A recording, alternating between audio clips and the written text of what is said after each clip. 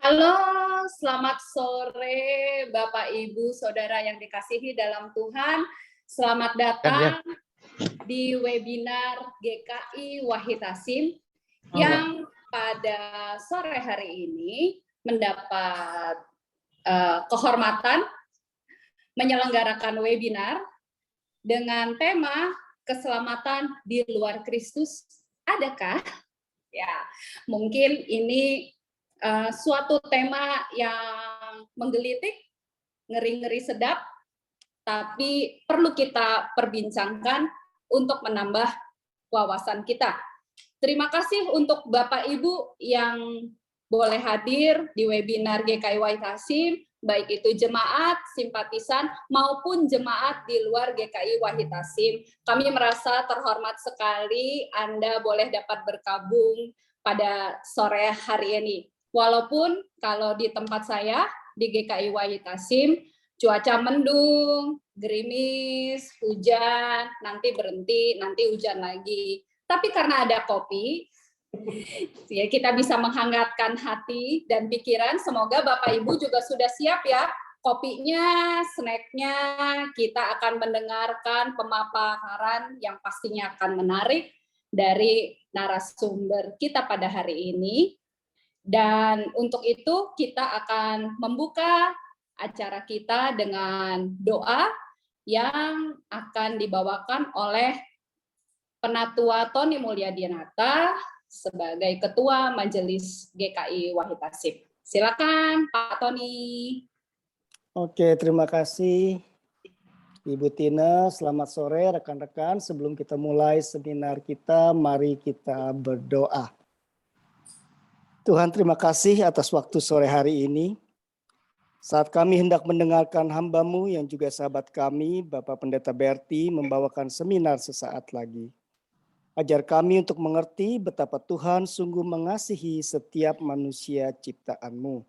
Dalam nama Tuhan Yesus Kristus kami berdoa. Amin. Terima kasih Pak Tony. Nah, acara berikutnya adalah kata sambutan dari Ketua Panitia Paskah GKI Wahid Hasim 2022, Pak Sri Wahyudi. Silakan Pak Sri.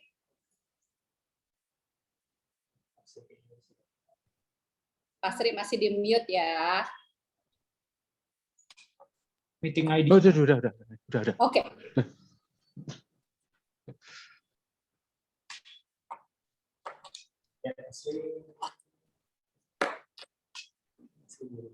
Enggak, udah ngambil. Ya.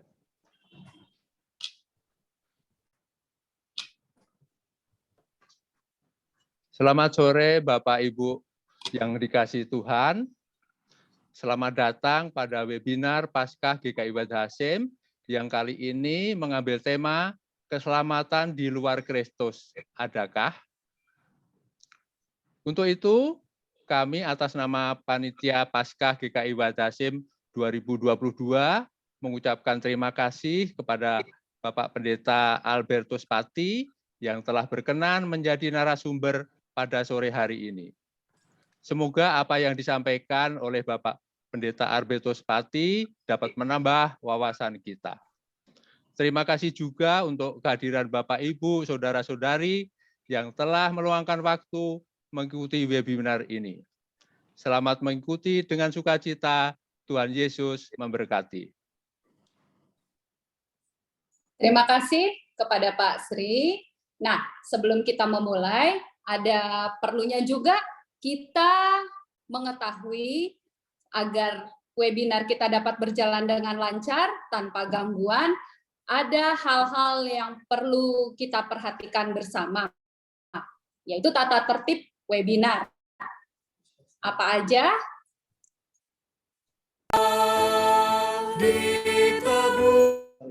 Ya.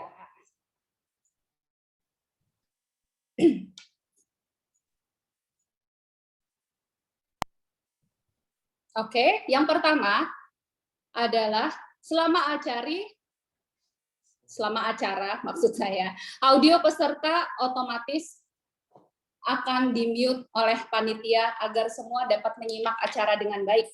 Namun jika karena suatu dan lain hal fitur audio Anda dalam kondisi aktif, tolong matikan atau di-mute saat sesi berlangsung agar seluruh pemaparan dari Pak Albertus Pati dapat kita dengarkan lebih jelas ya. Dan mohon diperhatikan juga untuk agar dari awal sampai akhir saya memohon perhatian dari Bapak Ibu sekalian, karena mungkin dalam salah satu pemaparan atau apa yang akan saya sampaikan itu menjadi bahan pertanyaan, karena kita ada quiz time, ada pemenang 3 orang yang nanti akan mendapatkan uang digital masing-masing sebesar 100.000. Jadi silahkan juga menggunakan fitur chat untuk berbincang dalam bentuk pesan tertulis. Untuk sementara kami mematikan raise hand, jadi nanti kalau mau bertanya, bila nanti kita ada diskusi tanya jawab, kita juga seluruh pertanyaan sampaikan melalui chat room agar dapat di-screen oleh panitia dan moderator. Dan juga jika Anda memerlukan bantuan teknis, panitia akan membantu Anda. Tentu saja Anda juga bisa menyampaikan melalui chat room. Juga jika Anda keluar dari ruangan, baik disengaja atau tidak, silakan masuk kembali melalui link ID, meeting, dan password yang sama. Dan penting, karena tadi saya udah kasih bocoran ya, akan ada quiz time, ada 3 pemenang, 1 untuk penanya terbaik, kedua, untuk yang dapat menjawab pertanyaan dari Pak Albertus Pati, dan ketiga, untuk yang dapat menjawab pertanyaan dari moderator, sehingga sangat diperlukan Anda memakai nama Anda sendiri. Jadi kalau lagi pakai komputer atau laptop atau handphone punya anaknya, bapak, ibu, suami, istri, tetangga, nah tolong dirubah dulu ID meeting-nya ya, menjadi nama Anda sendiri, supaya kita bisa dapat mengetahui, siapa tahu Anda menang lumayan kan ya, uang digital 100.000. Dan itu pertanyaan dapat Anda sampaikan juga melalui chat room. Anda bisa menyampaikan pertanyaan dan nama Anda dan dari mana. Bisa dari GKI Wahitasim atau dari GKI Maulana Yusuf. Mungkin ada jemaat Maulana Yusuf yang ikut karena pendetanya jadi pembicara di sini. Silahkan saja biar kita juga bisa kenalan ya, dari mana saja Bapak Ibu berasal yang bergabung dalam webinar saat ini. Next.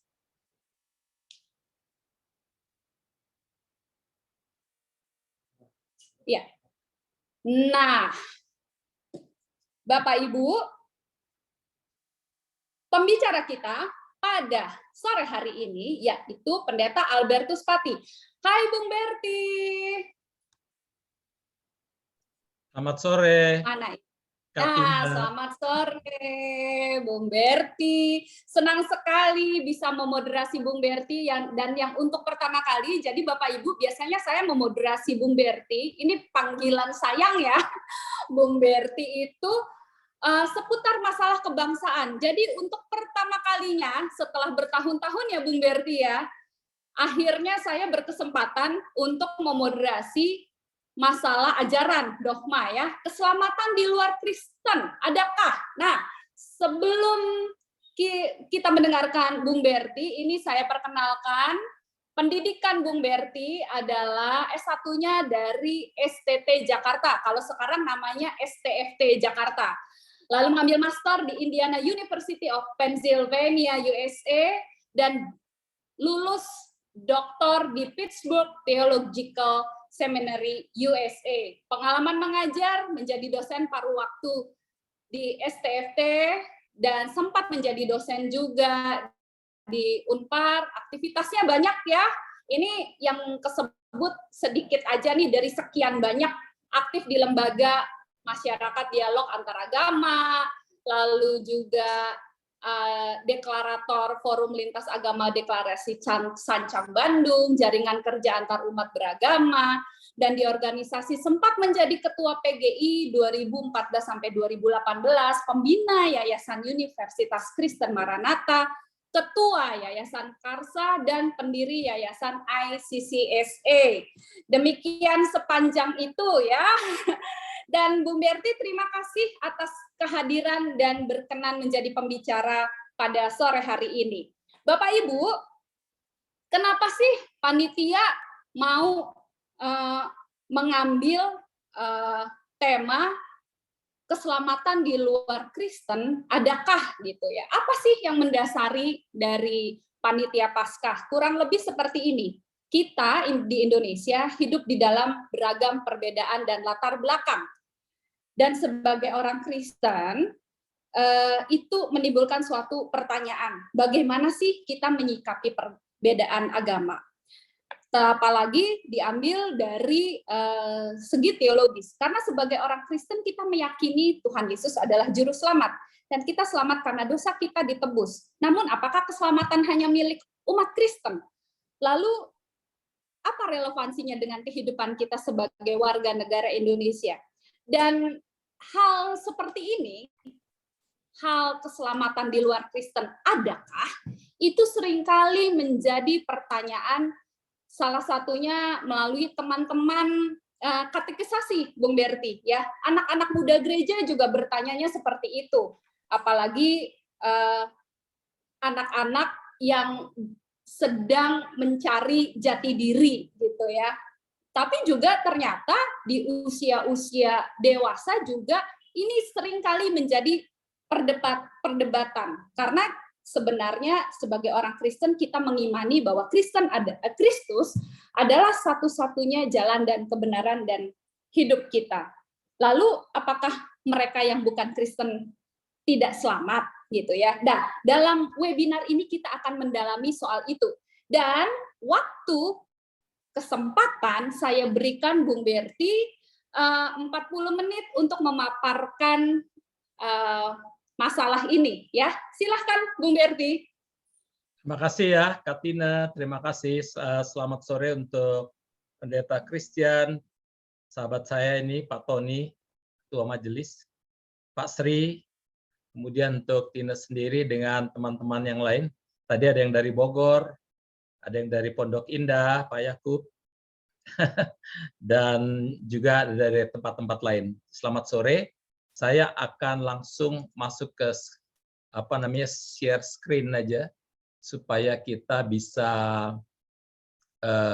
mengikutinya dengan ini ya. Pertanyaannya adalah, adakah keselamatan pada agama-agama lain?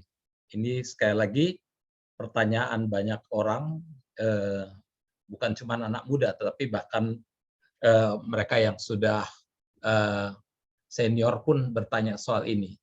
Apakah ada keselamatan pada agama-agama lain? Dan soal pertanyaan ini, saudara-saudara, kita bisa punya banyak jawaban, dan orang Kristen bisa punya beberapa jawaban, dan mereka yang menjawab berbeda itu saling sesat menyesatkan. Itu kira-kira ya, saudara-saudara. Jadi ini memang kalau dibilang tadi oleh Tina bahwa ini cukup sensitif, ya ada sensitifnya juga. Tapi kalau dibilang tidak, ya tidak juga, tergantung cara kita merespon sesuatu ya. Saudara-saudara, saya mulai dari yang dari awal dulu. Saya gedein supaya yang lain langsung bisa ikut. Pertama saya bicara tentang keselamatan dulu, saudara-saudara ya. Bagi pemeluk agama manapun, termasuk Kristen, keselamatan sangat penting. Kalau nggak ada keselamatan, ngapain kita mesti beragama ya? Mereka atau para pemeluk agama harus yakin agamanya mengajarkan keselamatan, menjadi jalan bagi keselamatan atau menunjukkan jalan keselamatan. Itu harus diyakini dulu, kalau enggak ya ngapain beragama. Kira-kira begitu ya. Lalu setiap agama saudara memahami keselamatan secara berbeda. Ini yang mesti kita garis bawahi. Jadi kalau Kristen punya keselamatan atau Kristen punya keselamatan melalui Yesus Kristus, agama-agama lain punya keselamatan yang beda-beda. Nanti kita akan lihat lebih dalam ya. Saudara, ini cuma kita tahu aja. Tetapi orang sering menutup diri terhadap pemahaman keselamatan agama lain dan mengklaim pemahaman keselamatannya yang paling benar. Itu tadi Tina sudah sempat mengungkapkan, akulah jalan kebenaran dan hidup. Itu seringkali menjadi ayat yang dipegang oleh umat Kristen, kalau pokoknya kalau tidak melalui aku berarti ya sudah nggak selamat yang lain. Itu jadi semacam klaim eksklusif bagi umat Kristen sampai sekarang. Efeknya, muncul fundamentalisme dan radikalisme di kalangan agama-agama. Karena merasa bahwa keselamatan kami yang paling benar, yang lain salah semua, oleh karena itu muncul fundamentalisme, radikalisme, umat beragama saling bermusuhan. Dan agama pun menimbulkan penderitaan dan kematian karena sudah saling bermusuhan kan saling menghantam, saling menghajar. Jadi muncul penderitaan dan kematian, saling menghantam, saling menghajar, saling membunuh. Efeknya bukan perdamaian dan cinta yang menjadi bagian dari keselamatan yang terjadi, malah agama malah menciptakan ketidakselamatan di dunia. Efek pegang agama lalu kemudian orang bisa saling membunuh, bisa dibunuh dengan segala macamnya ya. Saudara-saudara. Saya akan bicara dulu tentang apa itu keselamatan ya. Menurut Alkitab ya. Menurut Alkitab keselamatan dari kata selamat atau shalom. Salam. Artinya damai sejahtera. Shalom ini sifatnya holistik dan total. Holistik dan total artinya begini. Yang pertama dia bersifat horizontal dan vertikal. Jadi ada keselamatan di seberang sana, tapi ada keselamatan juga di sini, di dunia ini. Ada keselamatan bagi tubuh, tapi juga keselamatan bagi jiwa. Keselamatan individual, tapi juga keselamatan sosial. Tapi juga keselamatan kultural, tetapi juga keselamatan struktural. Artinya, saudara-saudara, kita hidup di tengah-tengah struktur ekonomi politik, dan kalau keselamatan itu mau diterapkan di dalam tingkat struktur politik ekonomi, maka struktur politik dan ekonomi yang menindas, yang menciptakan ketidakadilan dan diskriminasi harus dirombak sehingga menciptakan struktur politik yang menciptakan keadilan, egalitarian, ya, kesetaraan dan sebagainya. Lalu juga keselamatan itu juga mencakup manusia dan segala makhluk serta alam raya. Jadi bukan manusia saja, tapi segala makhluk dan alam raya. Jadi kalau saudara lihat cerita Nuh misalnya, pada saat Tuhan mendatangkan banjir dalam dunia ini, lalu Tuhan menyuruh Nuh itu membawa keluarganya dan binatang-binatang sepasang-sepasang masuk ke dalam bahtera. Itu artinya apa? Keselamatan yang Tuhan berikan itu bukan cuma keselamatan untuk manusia, tapi juga keselamatan untuk segala makhluk, ya, termasuk binatang-binatang dan alam raya. Kadang-kadang kita terlalu mempersempit keselamatan hanya untuk manusia saja, sehingga kita juga mengabaikan makhluk lain seperti binatang, dan manusia akhirnya menjadi makhluk yang paling bengis terhadap makhluk lain. Efeknya semua makhluk di dunia ini, kita mulai ngomong gajah, harimau, singa, semua udah jadi makhluk langka semuanya. Karena manusia yang sudah membunuh mereka semua, termasuk menghancurkan alam raya. Jadi kalau kita bicara keselamatan, kita mesti bicara keselamatan bagi manusia, tapi juga bagi segala makhluk dan bagi alam raya. Dan keselamatan itu juga bukan saja menyangkut nanti, tapi juga kini. Ya sekarang ini keselamatan sudah terjadi. Jadi kira-kira saudara-saudara itulah keselamatan yang dinyatakan di dalam Alkitab, keselamatan yang sifatnya holistik dan total. Tadi saya bicara tentang keselamatan kultural struktural, misalnya ketika bangsa Israel lagi diperbudak di Mesir, itu ada di dalam penindasan struktural di Mesir dan Allah membebaskan mereka. Itu keselamatan kultural sekaligus struktural ya. Jadi karena sebagai bangsa mereka hidup di tengah-tengah dominasi kultur Mesir. Dan begitu keluar mereka bisa membangun kulturnya sendiri. Jadi sekali lagi saudara-saudara, keselamatan yang disampaikan oleh Alkitab itu adalah keselamatan yang sifatnya holistik dan total ya. Kita masih bicara tentang keselamatan dalam Alkitab, dalam dunia yang chaos, yang kacau balau. Allah tidak diam, Allah bekerja. Ada seorang teman saya, saudara dari Amerika, baru belum lama ini email saya. Dia katakan, ini gimana nih, udah ada perang Rusia Ukraina, ada konflik di sana sini, kelaparan di sana sini, apa yang terjadi? Bagaimana dengan providensi Dei, katanya, pemeliharaan Allah, apakah sudah tidak ada atau bagaimana nih? Dia tanya saya.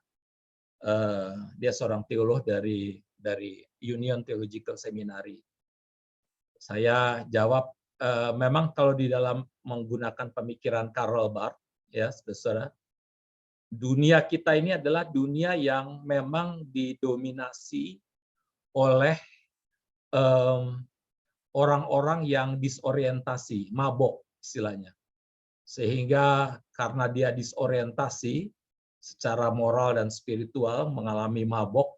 Mabok itu artinya dia tidak sadar akan keputusan-keputusan dia dan tidak peduli lagi dengan konsekuensi dari putusan-putusan dia. Apakah dia akan membunuh banyak orang, akan menghancurkan jutaan orang, dia nggak pusing lagi.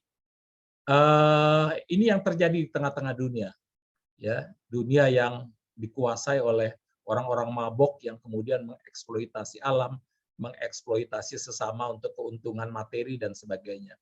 Tetapi di tengah-tengah dunia yang dikuasai oleh manusia yang mabok ini, yang disorientasi, yang tidak lagi menguasai diri mereka, Allah juga bekerja. Lalu ketika dia bertanya, lalu Allah bekerjanya bagaimana? Saya bilang, Allah kan bekerjanya melalui saudara dan saya.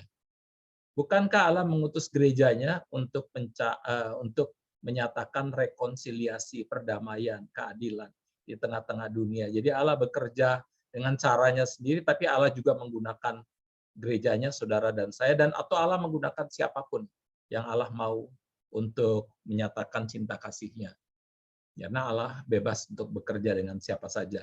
Karena kalau manusia tidak, orang-orang pilihannya tidak mau bekerja untuk dia, Allah bisa pakai siapapun. Kita ingat saudara cerita Elia ketika dia dikejar-kejar oleh Isabel dengan pasukannya dan juga oleh seluruh bangsa Israel yang tidak suka pada Elia. Elia disuruh oleh Allah untuk mengungsi di Sarfat. Dan ya siapa yang bantu dia? Yang bantu dia adalah janda di Sarfat. Itu orang kafir kalau pakai istilah sekarang. Orang yang bukan orang Israel, seorang yang tidak percaya pada Tuhan, tetapi Tuhan bisa pakai siapa saja. Bahkan sebelumnya Elia tinggal di Sungai Kerit, lalu yang kasih makan Elia itu adalah burung-burung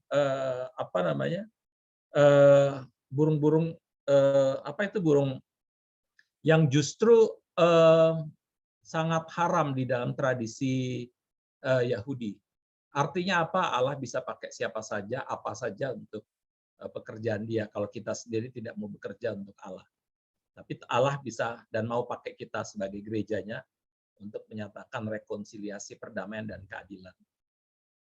Nah, di dalam perjanjian lama, saudara, keselamatan berpusat pada pekerjaan Allah. Ya, sehingga ketika bangsa Israel tadi sedang ditindas di Mesir, Allah lah yang bekerja membebaskan. Tetapi dalam perjanjian baru, keselamatan masih berpusat pada Allah, tetapi dalam Yesus Kristus. Ya, Yesus Kristus adalah pusat dari keselamatan itu sendiri. Perjanjian baru memberitakan tentang Yesus Kristus, Sang Juru Selamat itu. Nah, keselamatan di dalam Alkitab sekali lagi menyangkut pembebasan dari ketidakadilan, kemiskinan, dan penindasan. Itu kelihatan di dalam banyak cerita ketika bangsa Israel yang sudah dibebaskan dari penindasan dan perbudakan di Mesir, dia masuk ke Kanaan, dia sendiri lakukan ketidakadilan, penindasan, bangsa Israel kemudian dimarahin oleh Amos. Allah memarahi bangsa Israel melalui Amos. Melalui Amos, Allah bilang, nggak usahlah pergi ke rumah-rumah ibadah, nggak usah pergi ke Gilgal, nggak usah pergi ke Yerusalem, nggak usah pergi kemana-mana, aku nggak suka dengan ibadahmu, karena kamu sendiri melakukan ketidakadilan, penindasan, pemiskinan, dan sebagainya. Lalu, keselamatan Allah juga menyangkut pembaruan kultur dan struktur sosial politik, tapi juga menyangkut pembenaran dan pengudusan dari dosa oleh Yesus Kristus. Jadi itu keselamatan di Alkitab ya, saudara. Jadi keselamatan adalah soal di sini dan di seberang sana, jasmani dan rohani. Dan terutama di dalam Alkitab ini diceritakan, saudara-saudara, bahwa keselamatan itu keselamatan itu adalah karya Allah sendiri. Keselamatan itu adalah karya Allah sendiri. Kok hilang nih? Sebentar ya.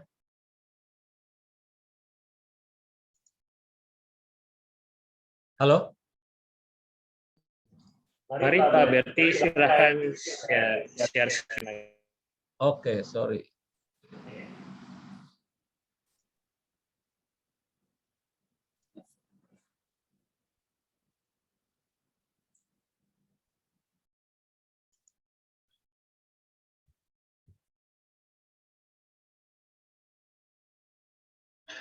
Sorry. Jadi keselamatan di dalam Alkitab dikatakan bukan upaya manusia, tapi anugerah Allah, ya, sola gratia.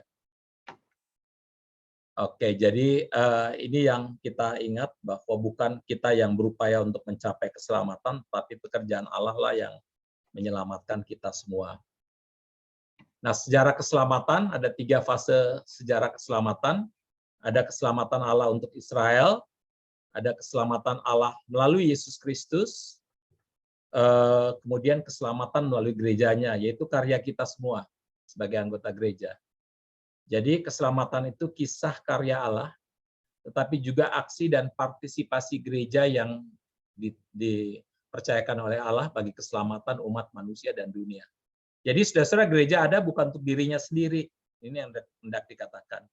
Gereja tuh hadir itu untuk menyatakan karya keselamatan, rekonsiliasi, keadilan, cinta bagi umat manusia dan dunia, bagi bangsa ini, bagi siapapun. Allah bekerja, maka murid-muridnya juga harus aktif bekerja dan berpartisipasi untuk menghadirkan cinta, kasih, keadilan, dan perdamaian bagi umat manusia, bagi segala makhluk dan dunia. Mulai dari bangsa kita, mulai dari kota kita, di mana kita berada, dan sebagainya. Nah, sekarang, saudara-saudara, saya ingin katakan bahwa Allah adalah pencipta umat manusia. Kita tahu itu semua ya. Dari kitab Kejadian. Nggak ada umat manusia yang bukan diciptakan oleh Allah. Ya. Apapun agamanya, semuanya adalah ciptaan Allah. Dia adalah Allah bangsa-bangsa. Kalau kita membaca dari Yesaya 19, ayat 19 sampai 21. Jadi jangan kita orang Kristen membatasi Allah hanya Allahnya orang Kristen. Karena Allah yang diberitakan oleh Alkitab adalah Allah bangsa-bangsa, Allah umat manusia. Itulah sebabnya cerita penciptaan itu dimulai dari penciptaan dunia ini. Dan kemudian penciptaan manusia sebagai puncaknya. Jadi bangsa-bangsa itu juga milik Allah karena semuanya ciptaan Allah. Jadi jangan mengatakan bahwa ini dengan kalimat ini saudara-saudara, saya hendak mengatakan jangan lagi kita berpikir polaristik. Saya anak Tuhan, yang lain anak setan. Siapapun dia itu anak Tuhan semuanya karena Allah juga Tuhan Allah bagi mereka semua. Jadi jangan kita mengatakan dengan pikiran yang polaristik, dikotomi, seolah kita anak baik, yang situ anak jahat, saya anak terang, situ anak kegelapan, saya anak Tuhan, yang situ anak setan. Itu pikiran-pikiran abad pertengahan itu, saudara-saudara, yang sebetulnya sudah mulai harus ditinggalkan lagi. Pikiran yang dibawa, yang kemudian dikembangkan juga oleh orang-orang kulit putih, tentu saja mendapatkan justifikasi dari ayat Alkitab, dan ini tergantung interpretasinya.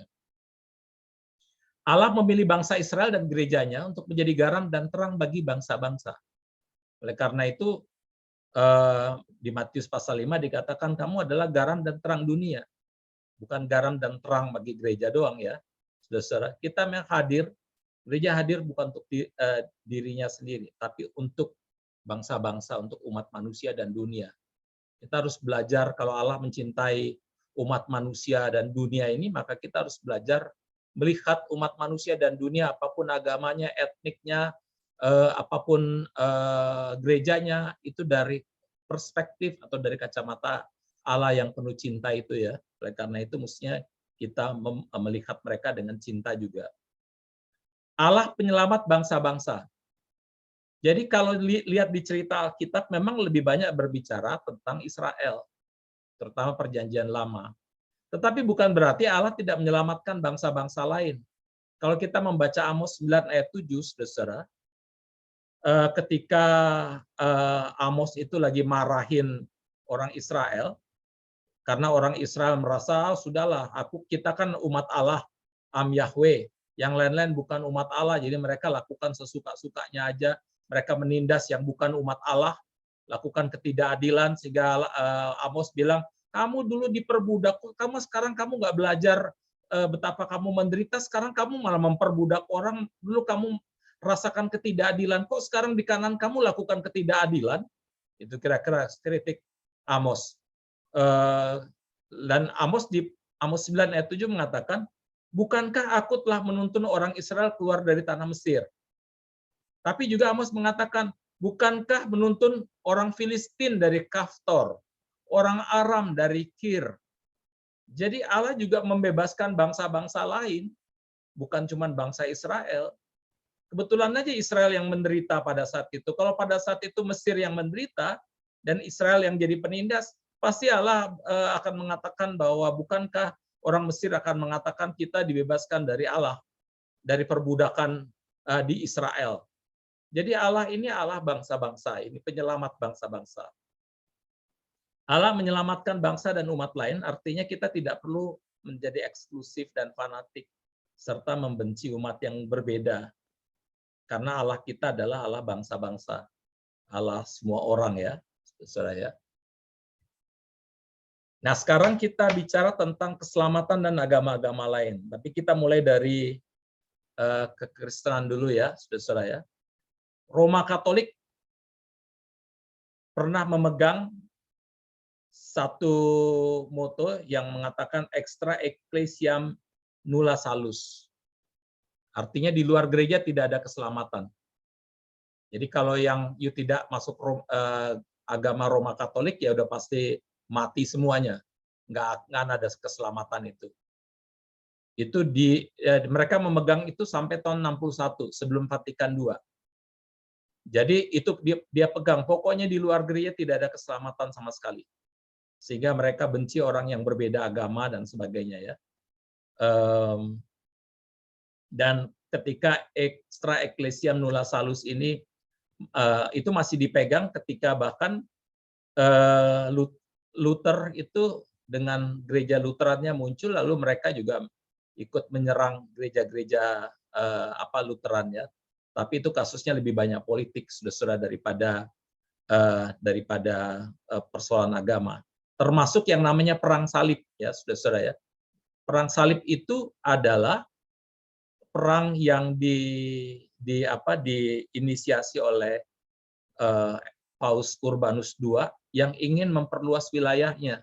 Oleh karena itu dia berkhotbah di Prancis, di salah satu gereja di Prancis, tentu saja khotbahnya itu untuk mendorong massa Katolik, dan itu menjadi khotbah di mana agama digunakan untuk membakar semangat keagamaan supaya untuk berperang. Akhirnya orang Katolik, prajurit-prajurit Katolik itu masuk ke Timur Tengah dengan alasan untuk membebaskan Holy City, gitu ya, atau Holy Sites, tempat-tempat suci dari kekuasaan Islam. Tapi sebetulnya itu untuk memperluas daerah kekuasaannya Paus Urbanus II. Oleh karena itu, yang namanya perang salib saudara bukan perang agama, itu perang politik di dalam rangka memperkuat kekuasaannya, memperluas kekuasaannya, dan dia menggunakan ayat-ayat kitab suci. Dan sampai sekarang kita lihat politik pun udah mulai banyak gunakan ayat-ayat kitab suci ya, mulai dari Pilkada 2017, lalu kemudian pemilu 2019. Dulu Paus Urbanus II sudah lakukan itu pada saat perang salib. Jadi itu konflik antara gereja di Eropa Barat, gereja Katolik dengan gereja-gereja dengan umat Islam di Timur Tengah. Yang menarik, saudara-saudara, di dalam konflik itu, gereja-gereja Timur yang ada di Timur Tengah itu justru minta bantuan perlindungan dari umat Islam, dari serangan gereja-gereja Barat. Jadi sekali lagi itu adalah bukan konflik antara Kristen Islam, tetapi lebih tepat adalah konflik yang bukan perang agama ya, tapi konflik politik. Jadi jangan ikut-ikutan kita nggak suka dengan teman Islam hanya karena dulu ada perang salib. Itu perang politik itu, saudara-saudara. Yang kedua, Konsili Vatikan II, dokumen Lumen Gentium menegaskan bahwa anugerah dan keselamatan Allah ini perubahan dari yang tadi ya, extra ecclesiam nulla salus. Jadi Konsili Vatikan II tahun 61 mengatakan bahwa anugerah dan keselamatan Allah berlaku bagi umat beragama lain dan bagi mereka yang tidak beragama. Di dalam agama lain ada kebenaran. Bahkan mereka yang beragama lain disebut Kristen anonim. Itu pemikirannya muncul dari yang namanya teolog Karl Rahner. Jadi kalau begitu gimana dengan Katolik? Ya Katolik lah yang paling benar, tapi yang lain, kalau yang lain itu tidak ada kebenaran sama sekali, itu tidak lagi begitu ya. Katolik yang paling benar, yang lain-lain ya ada benarannya dikit lah, kan kira-kira begitu. Tetapi yang paling benar adalah Katolik. Jadi kalau tadi ketika yang nomor 1 ini saudara-saudara, yang lain tidak ada kebenaran sama sekali. Kalau yang ini ada kebenaran, cuma yang paling benar itu ya Katolik. Itu jadi kira-kira ada gradasinya deh, saudara-saudara ya, ada tingkatannya. Kalau Protestan gimana? Protestan percaya ada general revelation, pernyataan umum yang bekerja di umat beragama lain. Jadi orang Protestan ya percaya bahwa Allah menciptakan hujan untuk orang jahat dan orang baik, panas juga untuk orang jahat dan orang baik. Allah nggak memilih-milih. Dan itu namanya general revelation, keselamatan untuk siapa saja semuanya gitu secara umum. Tapi Protestan percaya ada special revelation melalui Allah di dalam Yesus Kristus yang mencari manusia. Jadi ini pikiran Barth ya, saudara-saudara ya. Pikiran Barth itu Karl Barth, seorang teolog terkenal yang berasal dari Swiss. Dia katakan bahwa yang di lain-lain ya ada kebenaran, tapi agama-agama lain adalah upaya manusia untuk mencari Allah, dan itu pasti akan kesia-siaan. Sedangkan di kekristenan adalah upaya Allah yang mencari manusia, dan ini yang benar. Kira-kira begitu. Jadi tetap meskipun ada semacam pengakuan, tapi special revelation-nya itu hanya di dalam kekristenan, di dalam Protestantisme, karena kitalah paling tidak karena di agama Kristen ada Yesus Kristusnya, kira-kira gitu. Jadi bagi Barth bukan agama yang menyelamatkan, tapi Yesus Kristusnya itu sebagai penyelamat. Karena agama itu upaya manusia, tetapi karena di dalam agama Kristen ada Yesus Kristusnya, maka itu dia ada kebenarannya. Yang keempat ada pikiran relativisme, saudara ya. Relativisme itu menganggap semua agama dianggap hanya memahami sebagian kebenaran. Semua agama sama aja. Agama hanya keterarahan kepada Allah. Itu sama seperti Anda pernah dengar cerita ya, bahwa orang buta yang lihat pegang gajah, yang satu pegang belalai, satu kaki, satu buntut, dan sebagainya. Ketika ditanya gajah itu kayak apa, ada yang bilang kayak ular, ada yang bilang kayak pipa, ada yang bilang macam-macam, karena itulah yang mereka pegang hanya sebagian-sebagian. Jadi itu pikiran relativisme ya, semua agama dianggap hanya memahami sebagian kebenaran. Atau kalimat yang saudara tahu, banyak jalan menuju ke Roma, kan gitu ya. Soalnya udah semua itu orang-orang yang berpikir relatif itu banyak jalan kok menuju ke Roma, nggak ada masalah, ya. Tetapi memang ada muncul pertanyaan lain, saudara-saudara, untuk relativisme yang jadi kritik terhadap relativisme. Kalau mengatakan banyak jalan menuju ke Roma, pertanyaannya adalah, pertanyaan kritisnya, emang semuanya mau ke Roma, gitu ya? Kalau ada yang mau ke Paris gimana? Ada yang mau ke New York gimana? Kenapa harus semuanya ke Roma? Gitu. Jadi Mengatakan Roma kan soalnya memang kita semua punya konsep keselamatan sama, padahal konsep keselamatan itu berbeda-beda. Jadi akan nggak bisa disamakan juga. Semua agama itu sama karena agama punya cara pola keselamatan yang berbeda-beda. Yang kelima, saudara, ini sidang WCC Dewan Gereja Dunia di San Antonio. Ini penyataannya begini, kami tidak dapat mengenal kebenaran kecuali di dalam Yesus Kristus. Tetapi kami tidak dapat membatasi kasih Allah pada umat beragama lain. Jadi ini hendak mengatakan bahwa soal kasih Allah atau keselamatan Allah ini, itu urusan Allah lah, itu kita juga nggak bisa mengerangkeng Allah di dalam pikiran kita, di dalam agama kita, di dalam dogma kita. Karena Allah begitu bebas, Allah bisa bekerja di agama-agama lain dengan cara Allah sendiri. Allah mengasihi siapapun. Jadi intinya soal keselamatan kami tidak tahu. Itu urusan dan hak Allah. Jadi oleh karena itu di San Antonio untuk menegaskan bahwa kita rendah hatilah. Jangan sok tahu lah kalau kita bilang, oke, aku percaya pada keselamatan di dalam Yesus Kristus. Yes, peganglah itu erat-erat. Lalu kemudian kau tanya, gimana agama lain? Oh, saya nggak tahu dah, itu urusan Allah dah. Itu hak Allah deh, aku nggak mau ikut campur di situ. Pokoknya yang aku pegang adalah Yesus Kristus Juru Selamat umat manusia dan dunia. Soal gimana yang lain selamat apa enggak, itu urusan Tuhan. Aku rendah hati aja, nggak mau sok tahu lah. Itu juga hak Allah, hak prerogatif Allah yang manusia nggak bisa ikut campur.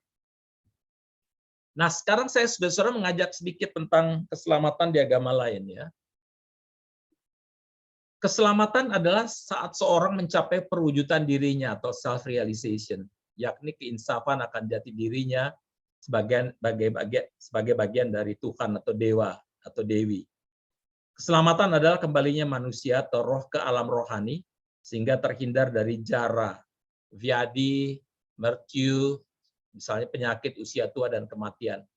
Manusia dapat mencapai keselamatan bila ia berupaya menjadi sadar akan Tuhan, senantiasa tekun berbakti, mengendalikan pikiran yang menjadi sumber hawa nafsu. Tapi saudara-saudara, ini sebetulnya ringkasan dari ini ya, saudara-saudara ya. Karena Hindu itu, yang menarik dari Hindu, itu dewa-dewinya banyak banget. Kalau Anda pergi ke Bali, itu setiap desa itu punya upacaranya atau upacara sendiri-sendiri, dan mereka itu punya dewa sendiri-sendiri. Dewanya nggak sama. Jadi jangan berpikir Hindu di Bali itu satu semuanya sama. Dewa-dewinya sendiri-sendiri. Ada ratusan dewa-dewi. Jadi ketika konon orang Kristen itu menginjili ke India, ditanya, ini kita memberitakan tentang Yesus Kristus. Siapa Yesus Kristus itu? Mau bilang Allah, dia nggak pakai bahasa kata Allah. Yang bisa digunakan adalah dewa. Oh, dewa. Oh, jadi kita udah punya banyak dewa. Tambah satu dewa lagi juga nggak apa-apalah. Gitu, kira-kira gitu. Jadi agak susah untuk memberikan pelayanan penginjilan kepada orang Hindu karena mereka dewa-dewinya itu udah banyak sekali ya. Dan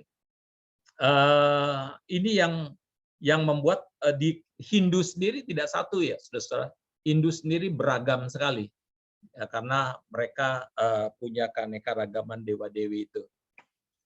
Dan di dalam Hindu itu keselamatan adalah hasil upaya manusia ya. Jadi gimana kita mempersembahkan bunga-bunga atau apapun dan sebagainya. Itu jadi dia tidak berharap pada satu tokoh adikodrati yang menyelamatkan mereka. Jadi itu yang mereka lakukan itu dengan upaya sendiri. Itu keselamatan di dalam Hindu. Jadi Hindu nggak bicara tentang sorga ya, saudara ya, nggak bicara apapun tentang sorga. Jadi kalau bilang ini, kalau Anda percayalah pada Yesus supaya nanti bisa masuk sorga, apa itu? Dia nggak. Memangnya seperti tadi saya katakan, banyak jalan ke Roma, emangnya semua mau ke Roma? Ada yang ke Paris, ada yang ke New York, ada yang ke Klaten, dan sebagainya ya. Jadi memang nggak selalu semuanya jalannya sama, masing-masing beda Jadi karena keselamatan, konsep keselamatan itunya sendiri juga beda-beda. Nah, keselamatan menurut agama Buddha, keselamatan adalah saat tercapainya nirwana, bukan sorga ya, nirwana ya, saudara-saudara. Jadi nggak ada istilah sorga, yakni kebebasan mutlak. Sebuah keadaan tanpa nafsu dan keinginan, tidak ada keserakahan dan kebencian, serta padamnya semua kotoran batin yang memutus lingkaran kelahiran kembali yang menciptakan penderitaan. Saat itu orang mengalami kebahagiaan, hidup pun diisi kedamaian, ketentraman, dan kebebasan dari lingkaran kelahiran kembali. Jadi bagi agama Buddha itu ya, orang menderita itu karena orang mau macam-macam. Kemauan orang pada macam-macam itu menciptakan duka, ya, menciptakan penderitaan. Dan keselamatan bagi orang Buddha itu nirwana itu bukan sorga di dunia seberang sana ya, tetapi satu situasi di mana mereka mengalami kebahagiaan di dunia sini, ketentraman, kedamaian, merasa nyaman, tenang, dan sebagainya. Jadi nggak ada konsep dunia seberang sana, saudara. Semuanya terjadi di dunia seberang sini. Nah, keselamatan adalah hasil usaha manusia. Tidak ada juru selamat dan tidak ada konsep dunia seberang sana. Nah, ini sekarang keselamatan menurut agama Islam yang sebetulnya hampir sama aja dengan, karena kita merupakan agama-agama Abrahamik ya. Keselamatan adalah ketika jiwa seseorang telah terdidik dalam keimanan, keislaman, dan keiksanan, sehingga dapat melewati sisi langkah serta jalan menuju Allah di sorga. Itu ada ya konsep sorga itu. Umat harus mengikuti dan mempraktekkan semua ajaran Al-Quran dan Sunnah Rasul dengan konsisten dan komitmen. Beramal dengan tidak mengharapkan imbalan dari sesamanya, melainkan dari Allah, dan selalu memperbaiki nilai jiwanya.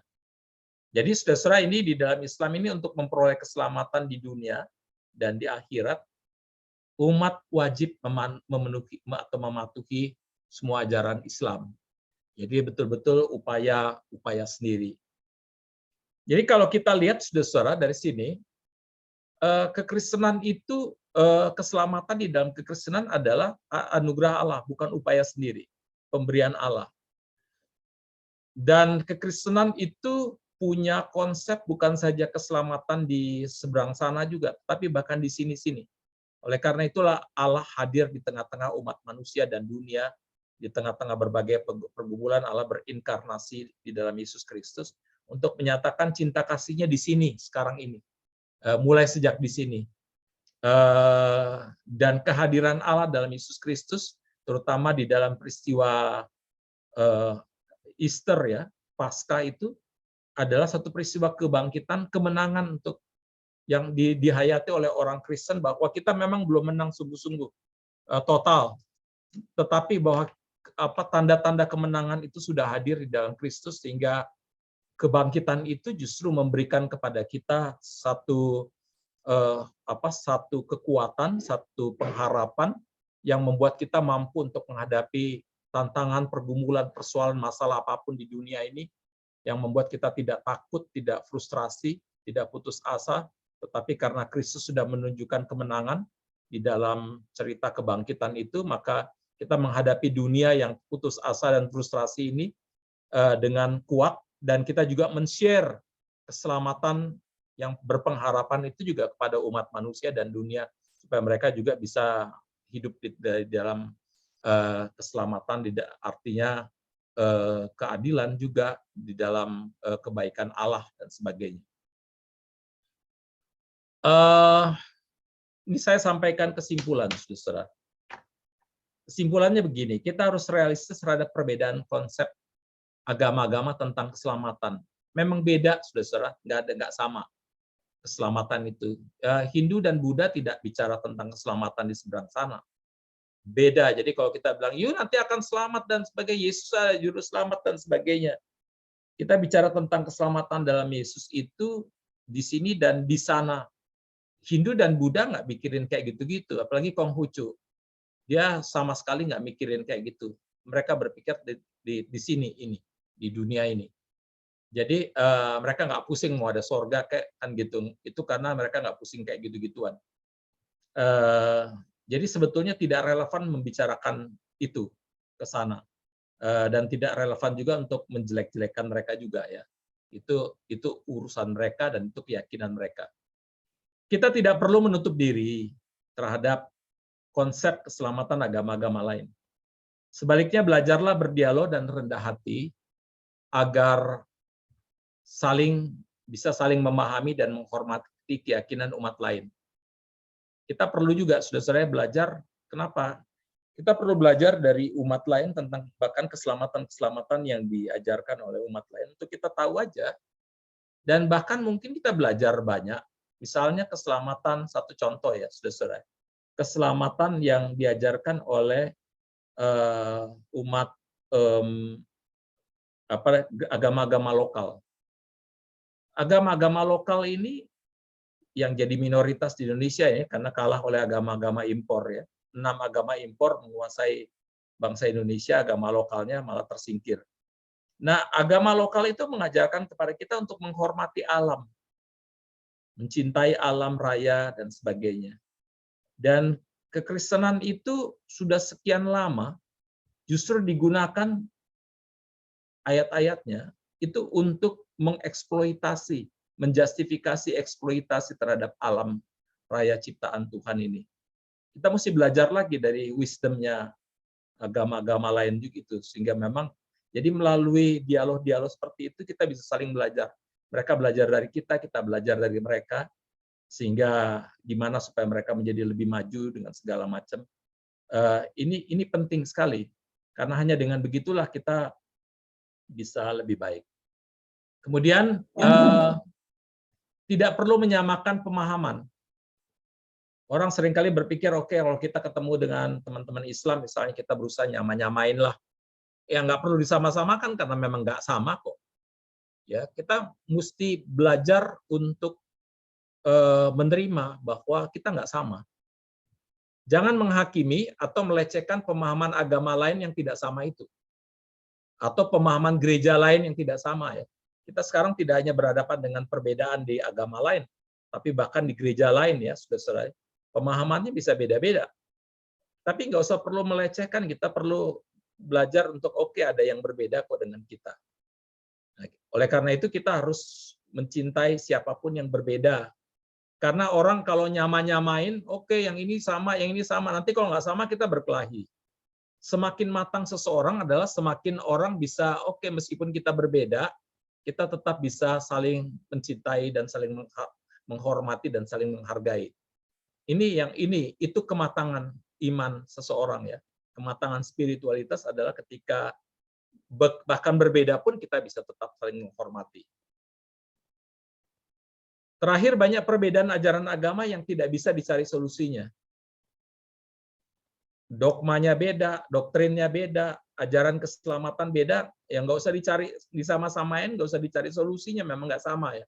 Saudara, gimana mau cari solusi dengan Hindu, Konghucu, Buddha yang memang nggak ada bicara apapun tentang dunia seberang sana. Jadi nggak usah dicari-cari juga, nggak usah disama-samakan, memang beda sama sekali ya. Tetapi ada satu hal yang harus disepakati oleh agama-agama ini, yaitu soal keselamatan di dunia ini, soal keselamatan bangsa dan dunia ini, keselamatan segala makhluk. Kalau yang satu ini, saudara-saudara, kalau soal dunia seberang sana, soal perbedaan dogma dan doktrin, oke lah kita saling bisa menerima dan menghargai. Tetapi soal keselamatan bangsa, keselamatan umat manusia, keselamatan segala makhluk, dan bahkan keselamatan bumi ini, saudara-saudara, ini harus disepakati bersama. Kita harus bekerja sama, membuka diri untuk bekerja sama, membuka diri untuk saling topang-menopang, untuk menyembuhkan dunia ini, menyembuhkan dunia bumi yang sudah rusak berantakan oleh karena peperangan, oleh karena penghancuran hutan diganti dengan kelapa sawit, atau oleh karena tambang-tambang yang kemudian dibiarkan begitu aja. Jadi dunia ini, saudara-saudara, ini kita menghadapi satu persoalan yang berat karena sementara umat manusia makin banyak, udah bermiliar-miliar, tempat lokasi dunia ini semakin sedikit, sempit, lalu kutub utara sudah mencair, sehingga air laut naik, pulau-pulau itu akan makin tertutup air, lalu kita sendiri sekarang malah berkelahi kan gitu. Jadi oleh karena itu sekarang mestinya umat beragama harus belajar bekerja sama, menghormati, dan juga bekerja sama untuk menciptakan keadilan perdamaian bagi semua, terutama penyembuhan bumi yang sudah porak-poranda oleh karena ulah kita semua. Jadi keselamatan di dunia ini bagi kita sekarang dan bagi generasi kita di tahun-tahun mendatang itu adalah merupakan tanggung jawab kita bersama umat berbagai agama. Sampai di situ saudara-saudara yang bisa saya sampaikan. Saya kembalikan kepada Kak Tina. Ya, terima kasih Bung Berti atas pemaparannya. Mari kita memberikan reaction kita dulu atas pemaparannya, ya. Dan sudah sederet pertanyaan. Bagi Anda yang belum bertanya, silahkan cantumkan pertanyaan Anda melalui chatroom karena ada tersedia hadiah untuk penanya terbaik berupa uang digital sebesar 100.000. Dan bagi Anda yang bisa menjawab pertanyaan dari Bung Berti dan juga pertanyaan dari saya juga mendapatkan hadiah uang digital. Maka kita mulai dari pertanyaan pertama. Yang bertanya adalah calon penatua GKI Wahid Hasim, Ibu Lutfi Tawara. Izin bertanya, beberapa waktu lalu di medsos viral bahwa Tuhan mengerti semua bahasa. Dari agama lain malahan menjas pejabat. Beliau sendiri mempunyai keyakinan yang sama yang menyatakan Tuhan kita bukan orang Arab, artinya hanya mengerti bahasa Arab. Bagaimana kita menyikapinya? Terima kasih Pak Pendeta. Silakan Pak Pendeta. Ya, saudara kita tahu bahwa teman-teman Islam ini memang ada satu keyakinan bahwa mereka ini kalau berdoa itu harus menggunakan bahasa Arab ya, berdoa dan sebagainya. Untuk teman-teman yang terutama teman-teman yang lebih konservatif ya. Tapi sebetulnya kekristenan juga pernah mengalami hal seperti itu.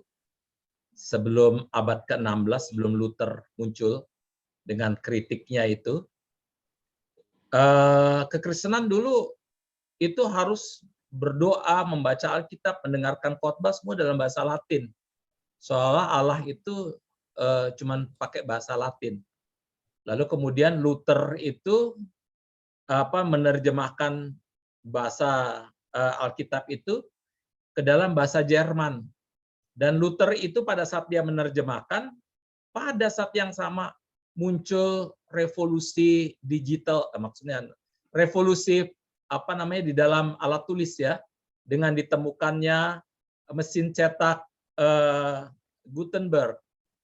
Dan oleh karena itu habis dia terjemahkan, dia lalu kemudian bisa dicetak begitu banyak dalam bahasa Jerman, lalu orang mencetak dalam bahasa Belanda, mencetak dalam bahasa Prancis, sehingga muncullah abad 16 itu bukan sekedar itu muncul orang bisa membaca tidak lagi dalam bahasa Latin, tapi dalam bahasanya sendiri, sehingga bagi orang Katolik pada masa itu, Luther ini sesat sekali.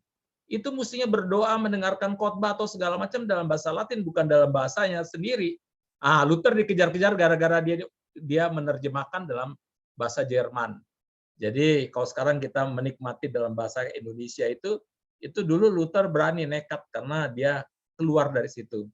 Nah, teman-teman Islam masih di situ. Jadi bahwa bahasa sorgawi itu bahasa Arab lah, kira-kira begitu kira-kira ya. Sehingga ketika si Jenderal Dudung mengatakan ya saya kalau doa bahasa Indonesia aja. Nah itu yang lain-lain yang berpikir nggak bisa, pokoknya mesti bahasa Arab dan sebagainya. Itu kemudian mengkritik dia. Tapi kritiknya tentu saja bukan dalam soal doanya, tetapi kritiknya lebih ditujukan pada karena Allah bukan orang Arab. Ya itu sebetulnya lebih banyak politiknya ya saudara. Memang Allah memang bukan orang Arab, memang apa salahnya di situ kan? Allah juga bukan orang kok kan gitu ya. Tetapi memang itu lebih banyak faktor politik kok daripada faktor-faktor agama. Kira-kira begitu. Ya, terima kasih. Semoga jawabannya dapat memuaskan Ibu calon penatua ya. Ya, pertanyaan berikutnya adalah penanyanya dari Kak Kristina dari GKI Ngage. Kita memang sudah mendunia Jawa Timur. Jawa Timur. Saya mengulang pernyataan Pendeta Pati. Keselamatan di dalam Kristen merupakan inisiatif Allah yang menjumpai manusia. Pernyataan ini saya katakan bahwa keselamatan itu bukan usaha manusia tetapi usaha Allah. Pada akhirnya keselamatan itu adalah hak prerogatif Allah. Pertanyaannya, jika seseorang bukan Kristen tetapi kebaikan dan perilakunya jauh lebih baik dari orang Kristen, apakah orang tersebut dapat diselamatkan? Begitu, Pak Pendeta. Oke, kalau pakai ungkapan dari San Antonio, Dewan Gereja Dunia, itu akan mengatakan, pokoknya kami sebagai orang Kristen percaya kami selamat. Karena Yesus Kristus bekerja di dalam dan melalui kami untuk keselamatan itu. Soal agama-agama lain itu urusan Tuhan lah, kita nggak mau ikut campur gitu ya. Jadi Tuhan mau nyelamatin apa bukan, itu bukan hak prerogatif kami, tapi hak prerogatif Tuhan sendiri. Jadi tetapi kalau dia baik misalnya, ya itu suka-suka Tuhan aja, Tuhan menyelamatin apa enggak, kira-kira gitu ya. Jadi kita nggak bisa ikut campur dalam soal-soal begitu. Tugas kita adalah bahwa kalau kita percaya pada Yesus Kristus sebagai juru selamat, tugas kita memberitakan tentang Yesus Kristus sebagai juru selamat itu bukan cuma ngomong, tapi dalam action. Gimana menolong mereka yang sakit, menolong mereka yang miskin, karena Yesus juga kalau ketemu mereka yang miskin, yang frustrasi karena sakit dengan segala macam, Yesus juga bantu, Yesus juga tolong mereka, kan gitu ya. Kalau mereka mau mendengar tentang cerita tentang Yesus, ya ceritakan. Tetapi juga kita juga harus siap juga kalau orang mau bercerita tentang agamanya dengan kita, nggak usah jadi kegatelan gitu ya. Ya kita mau mendengar mau bercerita kepada orang lain bercerita kepada kita, ya dengarkanlah dengan baik-baik. Kalau dulu saudara-saudara, kalau zaman ketika masa-masa penginjilan itu, orang-orang Barat itu maunya ngomong monolog, orang harus dengerin karena mereka nganggap pokoknya yang bukan Barat. Jadi termasuk agama yang bukan agama Kristen kan agama Barat gitu kira-kira dulu ya. Yang bukan Barat termasuk agama-agamanya itu sesat semuanya. Oleh karena itu tugas kami adalah ngomong secara monolog.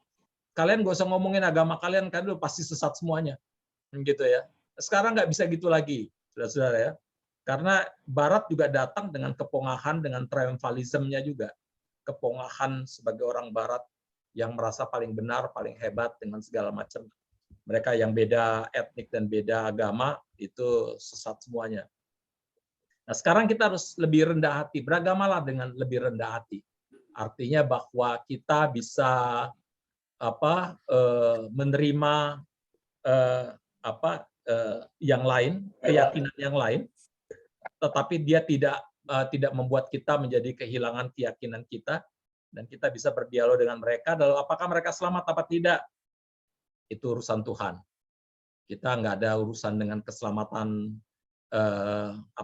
mereka. Yang tugas kita adalah memberitakan keselamatan di dalam kata dan perbuatan, tetapi soal apakah mereka yang tidak percaya diselamatkan apa tidak, sekali lagi itu hak prerogatif Tuhan. Ya, begitu. Terima kasih penjelasannya. Semoga Kak Kristina merasa puas ya. Silakan harap-harap cemas apakah itu menjadi salah satu pertanyaan terbaik, karena masih ada sederet lagi. Waktu kita panjang, tenang saja ya bagi yang belum bertanya. Dan penanya berikutnya adalah dari Pak Bibit dari GKI Pondok Indah. Halo GKI Pondok Indah. Beritanya nyampe situ juga ya, luar biasa. Keselamatan adalah hak Allah. Mungkinkah keselamatan didapat tanpa beragama? Langsung berelasi dengan Allah, misalnya Abraham yang belum ada agama juga orang di sebelah, dan juga orang di sebelah salib Yesus, apa dia beragama? Terima kasih. Ya, itu sama pernyataan itu sama dengan pertanyaan tadi, itu sama dengan pertanyaan yang sebelumnya sebetulnya.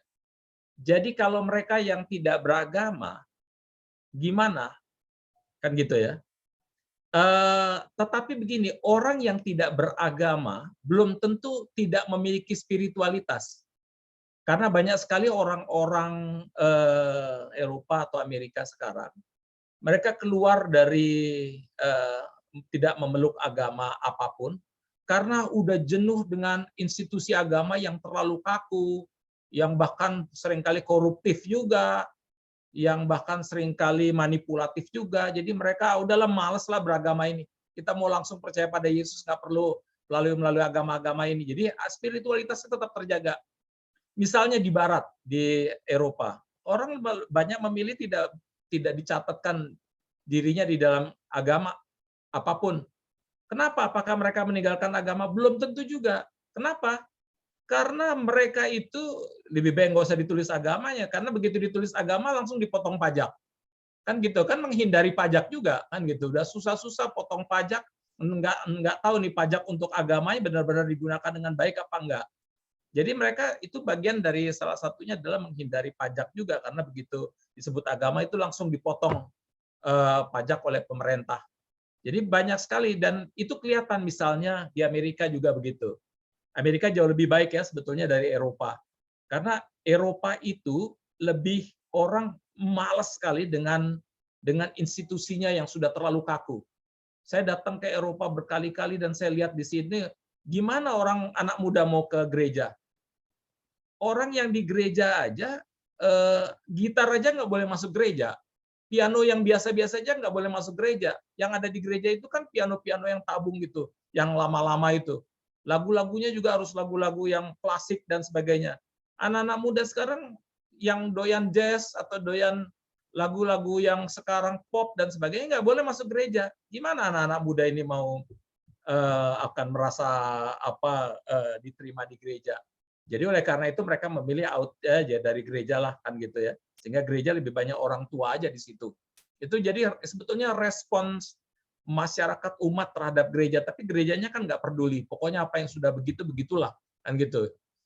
Institusinya seringkali begitu kuatnya peraturan-peraturannya. Kalau di Amerika itu kelihatan ketika 911. Kalau ke gereja itu gereja paling setengah aja. Kalau ke gereja ya, saya kalau ke gereja di Amerika nggak banyak orang yang di sana, setengah lah, tapi udah kira-kira setengah sampai 3/4 lah. Atau gereja-gereja evangelical karismatik yang biasanya bisa penuh nampung. Tetapi begitu kasus 911 ya, itu WTC itu ditabrak oleh pesawat, itu kalau nggak salah itu jatuhnya hari Jumat, itu minggunya itu semua gereja penuh full. Itu kaget juga saya, pergi ke gereja penuh sekali sampai keluar-keluar. Orang tiba-tiba datang ke gereja. Jadi kelihatan ketika orang mengalami krisis, orang larinya ke Tuhan juga. Gitu ya, larinya ke Tuhan, mau kemana lagi, akhirnya larinya pada Tuhan juga.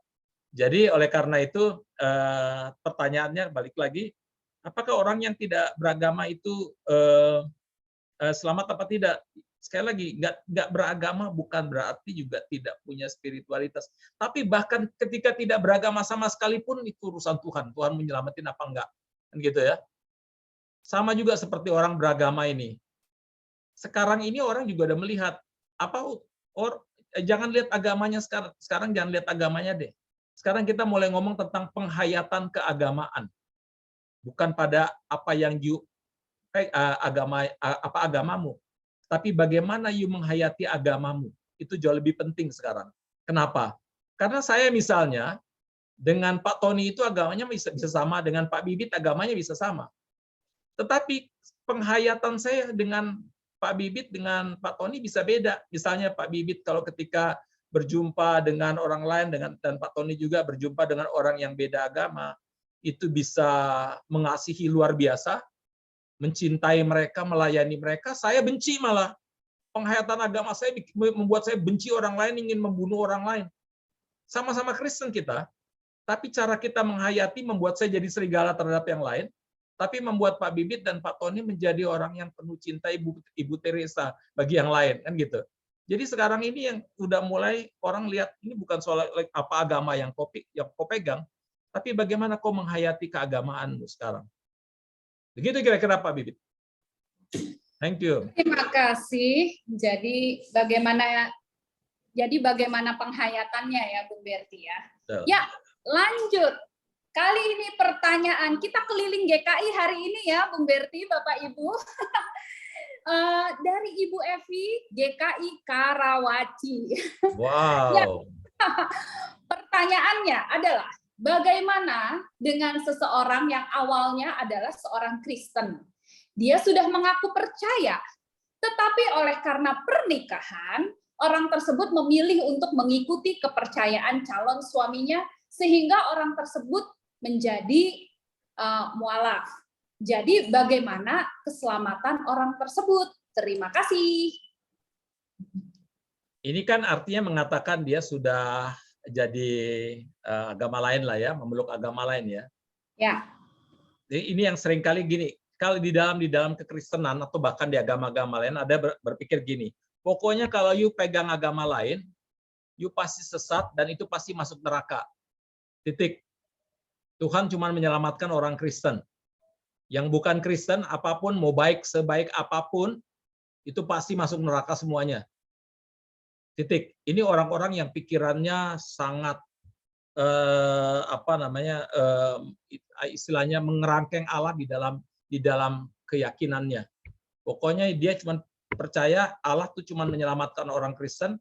Kalau orang mau selamat, seluruh dunia ini harus jadi Kristen. Kalau orang tidak jadi Kristen, mati semuanya. Jadi kalau orang belum kenal Kristen, misalnya agama suku yang belum pernah, ya sudah mati, pasti masuk neraka semuanya. Terserah dia baik apa enggak, pokoknya karena enggak kenal Yesus Kristus, matilah semua. Itu pikiran yang sempit, ya, yang eksklusif. Tapi ada pikiran lain yang mengatakan, oke, Allah itu adalah Allah yang penuh cinta dan penuh kasih. Kita manusia yang menciptakan perbedaan-perbedaan dan pembedaan-pembedaan di dalam agama-agama itu sendiri. Dan di dalam pikiran ada seorang pemikir dari yang bekerja di India, dia mengatakan begini, kita jangan berpikir bahwa Allah itu hanya bekerja di Kristen. Kita belum melayani ke umat beragama lain, Allah itu sudah bekerja di situ lebih dulu dari kita. Jadi kita memberitakan Allah yang sudah lebih dulu ada di situ. Jangan berpikir kita seperti bawa Allah gitu ya. Lalu kemudian kita kepada satu agama atau orang lain, lalu kemudian ini loh, you belum kenal ini. Salah. Bagi dia adalah Allah itu udah bekerja dulu di mana-mana, di agama-agama lain, bahkan di dalam komunisme, dimanapun di dunia ini, Allah sudah bekerja di segala macam tempat dengan caranya. Oleh karena itu Allah bisa menggunakan janda di Sarfat yang tidak percaya. Bahkan kalau Anda lihat, Musa itu kasih contoh yang sangat-sangat ekstrim sebetulnya. Musa itu ketika dia sedang bingung gimana nih menata bangsa Israel udah semakin banyak, dia minta bantuan dari mertuanya. Lalu kemudian mertuanya ini seorang pendeta, dia pendeta agama lain sebetulnya. Mertuanya ini seorang pendeta agama lain, dia minta bantuan dari mertuanya. Mertuanya yang kasih bantuan, oke kamu bagilah ini begini segala macam, dia bagi-bagi segala macam mertuanya. Dan kemudian menarik, Musa malah minta mertuanya doain. Kan gitu ya. Kalau baca cerita Musa itu dengan sang mertua itu, dia minta mertuanya untuk doain mereka itu. Jadi itu kan orang agama lain yang mendoakan ya, gitu ya. Jadi kita lihat bahwa keterbukaan pikiran-pikiran terbuka itu sudah ada bahkan sejak zaman Musa gitu ya. Jadi memang oleh karena itu memang di dalam tradisi Alkitab itu ada tradisi antara tradisi yang eksklusif, yang tertutup, dan tradisi yang terbuka itu saling ada di situ sekaligus. Ada masa di mana Israel itu sangat tertutup, ada masa di mana Israel itu lebih open. Bahkan di kalangan Kristen juga begitu. Ada masa ketika kekristenan sangat tertutup, ada masa ketika kekristenan lebih terbuka, kan gitu. Sehingga itu yang menyebabkan konflik antara Paulus dengan Petrus. Karena Petrus mau pokoknya orang Kristen dari agama lain, orang yang dari agama lain yang masuk Kristen dia harus diyahudikan dulu. Paulus bilang nggak usah lah, kita harus terimalah mereka dengan segala macam keunikan mereka. Nggak usah lah diyahudikan. Konfliklah si Paulus dengan Petrus. Sehingga Petrus lebih fokus di dalam untuk orang-orang Yahudi, Paulus lebih fokus pada orang-orang non-Yahudi. Sehingga dialah masuk ke Eropa segala macam itu. Jadi saudara itu lebih terbuka sebetulnya Paulus. Tetapi gini, dengan mengatakan bahwa keselamatan itu adalah anugerah Allah, maka kita membiarkan Allah jadi Allah maksudnya. Kita tidak menjadi Allah yang menentukan kalau agama lain masuk apa enggak. Kalau dia menyangkal Yesus Kristus, dia masuk apa enggak. Dia diselamatkan apa enggak. Itu urusan Allah yang penuh cinta itulah. Kita biarkanlah Allah jadi Allah. Kita kalau kita berpikir eksklusif, kita akan gampang mengatakan pasti masuk neraka semuanya. Kan gitu. Tapi kalau kita berpikir udahlah serahkan kepada Allah deh, urusan apakah dia selamat apa tidak itu serahkan pada Allah aja, kita hanya bisa mendoakan saja supaya dia kembali, kita doakan supaya dia ingat kembali pada Yesus Kristus, Yesus bekerja di dalam kehidupan dia. Kita doain aja, tapi soal dia selamat apa enggak itu urusan Tuhan. Misalnya ada satu kasus lagi. Seorang yang menolak anaknya dari Islam ke masuk Kristen. Dia tolak habis-habisan anaknya. Sampai anaknya menikah, dia akhirnya datang, terpaksa datang karena ini anak perempuan satu-satunya. Dia datang, tapi dia tetap menolak. Sampai akhirnya dia lebih open pada anaknya karena ternyata dari anak-anaknya ini dialah anak inilah yang paling baik. Kira-kira gitu. Lalu sebelum ketika dia sakit keras, sebelum dia meninggal, dia bilang, coba yang lain keluar semualah. Anak-anak yang lain semuanya saya minta keluar, kecuali anak perempuan saya yang sudah masuk Kristen itu. Dia akhirnya anak perempuan ini bingung kenapa cuma dia aja. Lalu si bapak ini dia kiai, dia mengatakan kepada anak perempuannya, nak, saya udah nggak kuat lagi.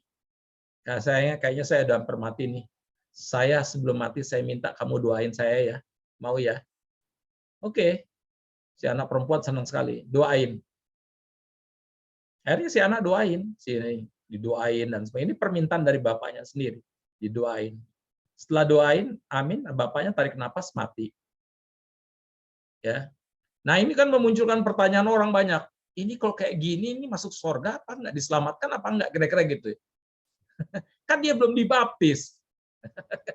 Nanti orang akan bilang mulai dengan aturan prosedur, mestinya udah dibaptis, kalau belum dibaptis yang lebih kencang lagi ya, yang eksklusifnya kencang. Pokoknya meskipun daya, tapi karena belum dibaptis belum bisa masuk, belum nggak selamat, gitu ya. Udahlah kalau yang kayak gitu-gitu urusan Tuhan lah.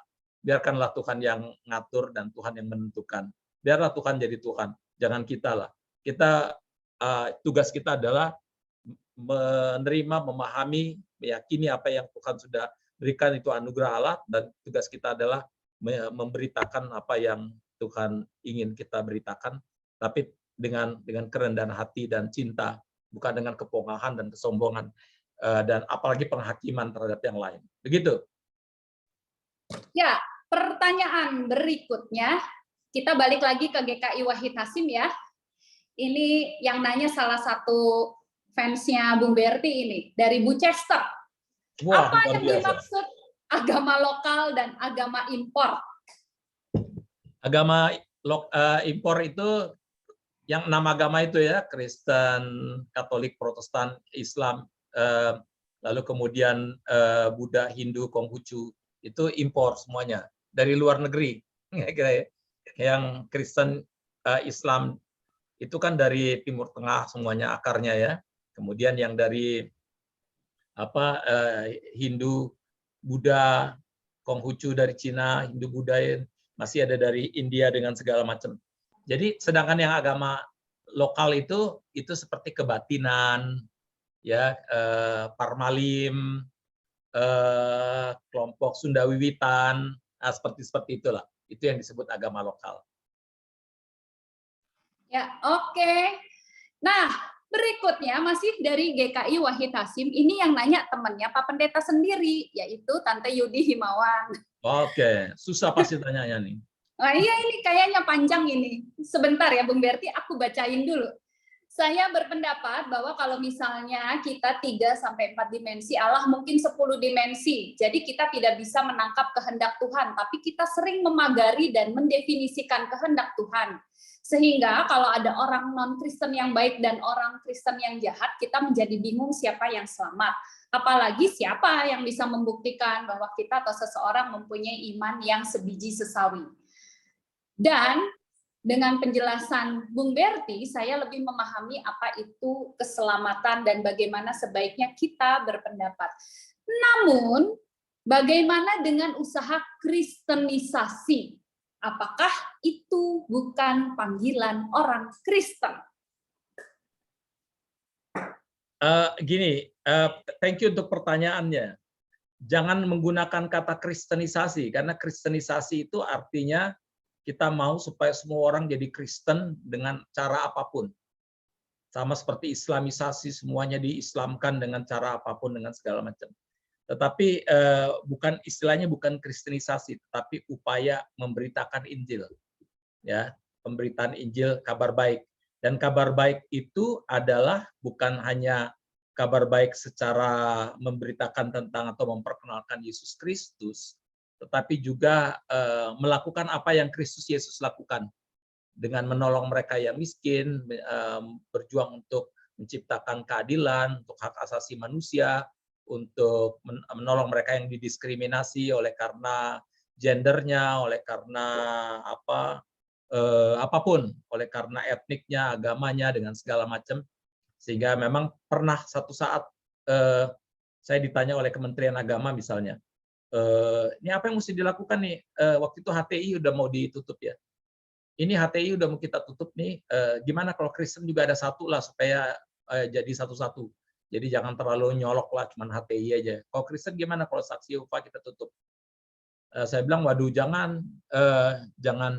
gitu. Saya memang nggak setuju dengan Saksi Yehova karena Saksi Yehova itu kalau selalu berpikir kita ini sesat semuanya ya, anak-anak setan semuanya. Gereja itu anak-anak setan semua. Itu pikirannya Saksi Yehova terhadap orang-orang Kristen. Tapi mereka nggak pernah gunakan senjata, nggak pernah lakukan kekerasan dengan segala macam. Mereka cuma pada wacana saja. Jadi saya bilang, saya nggak setuju sama Saksi Yehova. Kita beda pendapat. Tetapi hak mereka sebagai warga negara Indonesia akan saya bela. Gitu. Betapapun saya tidak setuju. Jadi kenapa saya dulu selalu ikut membantu perjuangan supaya Ahmadiyah juga dibela hak-hak asasinya di Indonesia ini, meskipun sangat jauh berbeda ya kita dengan Ahmadiyah, tetapi saya ikut membelanya dengan segala macamnya. Jadi oleh karena itu adalah penginjilan yang holistik. Jadi bukan sekedar bicara tentang Yesus Kristus, tapi pembebasan orang dari ketertindasan, ketidakadilan, diskriminasi atas nama apapun itu juga bagian dari penginjilan. Menolong orang yang lapar itu juga bagian dari penginjilan. Kabar baik kan, penginjilan itu kabar baik. Tetapi ketika orang memaksa orang lain, kamu harus terima Yesus Kristus, kalau enggak kamu masuk neraka, itu bukan kabar baik lagi tuh, paksaan gitu ya. Kamu mesti terima Yesus Kristus, kalau enggak kamu akan kami bunuh. Apa gunanya? Enggak. Itu bukan lagi kabar baik. Kabar baik itu invitation. Kita cuma menyatakan, mewartakan, orang mau terima apa tidak itu urusan mereka. Tugas kita cuma menabur benih saja. Ada benih yang mungkin jatuhnya di aspal, ada benih yang mungkin jatuhnya di tanah yang subur, ada mungkin benih yang jatuhnya di mana. Tapi tugas kita cuma menabur aja, gitu. Jadi oleh karena itu tugas memberitakan Injil dan memberlakukan Injil itu harus tetap dilakukan karena itu hak kita, hak asasi. Tetapi bukan dengan cara yang monolog, dengan menghina-hina dan menjelekkan agama lain seperti yang terjadi banyak di YouTube itu. YouTube itu kan banyak cari-cari kelemahan agama lain, cari-cari kesesatan agama lain, cari-cari kutak-kutrik ayat, lalu jelek-jelekin agama lain. Kalau nggak salah ada siapa sih, Prince atau siapa itu ya. Ini Islam jelek, ini lihat IG gini, itu sesat dan sebagainya. Nggak ada gunanya yang kayak gitu-gitu. Karena Kristen kalau mau dicari-cari pun banyak lemah-lemahnya juga. Kalau kita mau cari-cari, kan gitu. Banyak sekali punya kelemahan. Agama itu ciptaan manusia, saudara-saudara ya. Gimana manusia merespons cinta Allah itu dengan membuat agama itu. Tapi oleh karena itu nggak usah adu berdebat soal agama. Kita akhirnya bukan lagi bersandar pada Yesus Kristusnya, pada Allah dalam Yesus Kristus, tapi pada agama. Agama malah menjadi idol, menjadi ilah lain. Kita nggak pada agama, tapi pada Yesus Kristus yang penyelamat. Bukan kekristenan yang menyelamatkan, tapi Yesus Kristusnya itu sendiri, gitu ya. Oleh karena itu, tugas kita memberitakan tentang Yesus Kristus dan memberlakukan apa yang Yesus Kristus lakukan, tetap kita lakukan kepada siapapun dalam cinta, dalam dialog, dalam keramah tamahan, hospitality, dan gitu ya. Nggak usah dengan menghakimi, nggak usah dengan debat-debat yang nggak ada gunanya. Itu hanya debat-debat itu kita nggak membela Tuhan. Dalam debat itu kita membela ego kita sebetulnya. Jadi rendah hati aja lah, beragama harus rendah hati. Ya, oke, terima kasih penjelasannya Pak Pendeta. Nah, ini yang akan bertanya berikutnya adalah Penatua GKI Wahid Hasim. Mau tanya Pak Pendeta, ini dari Penatua Wela ya, apakah ada perbedaan tentang keselamatan menurut Martin Luther, Johannes Calvin, dan Zwingli? Kalau ada, apa saja perbedaannya? Kalau di dalam Protestan keselamatannya hampir mirip semuanya kok. Karena Zwingli maupun Martin Luther maupun Calvin hampir sama, mereka sama-sama reformator. Hanya di dalam prakteknya itu yang beda. Misalnya Martin Luther nggak terlalu pusing dengan urusan-urusan pemerintahan gerejawi karena tiba-tiba kerajaan Jerman itu ikut menopang dia kira-kira di dalam rangka meningkatkan nasionalisme Jerman. Apalagi dia lagi dikejar-kejar oleh Katolik pada masa itu. Calvin lebih banyak urusan-urusan sampai dogma, urusan tata gereja, urusan pemerintahan gereja, pendeta mesti gimana itu diurusin oleh Calvin. Kenapa? Karena Calvin seorang ahli hukum. Dia doyan itu yang hukum dengan detail-detail itu, aturannya mesti begini-begini, itu banyak di Calvin ya. Sedangkan si Zwingli itu lebih keras lagi. Zwingli itu Calvin masih oke kalau ada gambar Yesus, salib, ada patung-patung Yesus. Zwingli nggak boleh itu patung-patung Yesus, wah itu nanti idolatry. Kita malah nyembah patung dan sebagainya, itu harus dihancurkan semua. Itu kira-kira kalau Zwingli itu kira-kira Wahabinya Kristen lah, kira-kira gitu ya. Ya, oke, terima kasih Pak Pendeta. Berikutnya yang akan bertanya ini Penatua juga. Ini sore ini banyak sekali Penatua GKI Wahid Hasim ya. Ini dari Penatua Kellen Tali. Bapaknya temannya Bung Berti. Izin bertanya Pak Henson. Izin bertanya, apa pendapat yang mengatakan ajaran lain ada keselamatan dalam kurung tergantung Allah tersebut tidak berkontradiksi dengan pernyataan Yesus dalam Alkitab yang menyatakan tidak ada yang datang kepada Bapa kalau tidak melalui Yesus. Pernyataan Yesus menutup kemungkinan ada keselamatan dari jalan lain, sedangkan pendapat tersebut membuka kemungkinan ada keselamatan dari jalan lain. Mohon penjelasan Pak Pendeta. Terima kasih. Itu yang tadi saya katakan, teman-teman dari agama lain, misalnya Buddha, Hindu, apalagi Konghucu, itu nggak pusing dengan keselamatan di luar dunia seberang sana itu. Konsep keselamatan mereka cuma di sekitar dunia sini aja. Jadi kalau kita bilang nggak ada selamat pada apa, nggak akan sampai kepada Bapa, emangnya gue pikirin, aku juga nggak akan mikir ke situ. Keselamatan di dalam konsep mereka adalah hanya ada untuk cuma sampai di sini aja, bahwa di dunia ini aja. Sepanjang di dunia dia rasa bahagia, rasa damai, rasa tentram, rasa nyaman dan sebagainya udah cukup. Mereka nggak berpikir tentang keselamatan di dunia seberang sana. Keselamatan dari Allah ya boleh, kan gitu ya.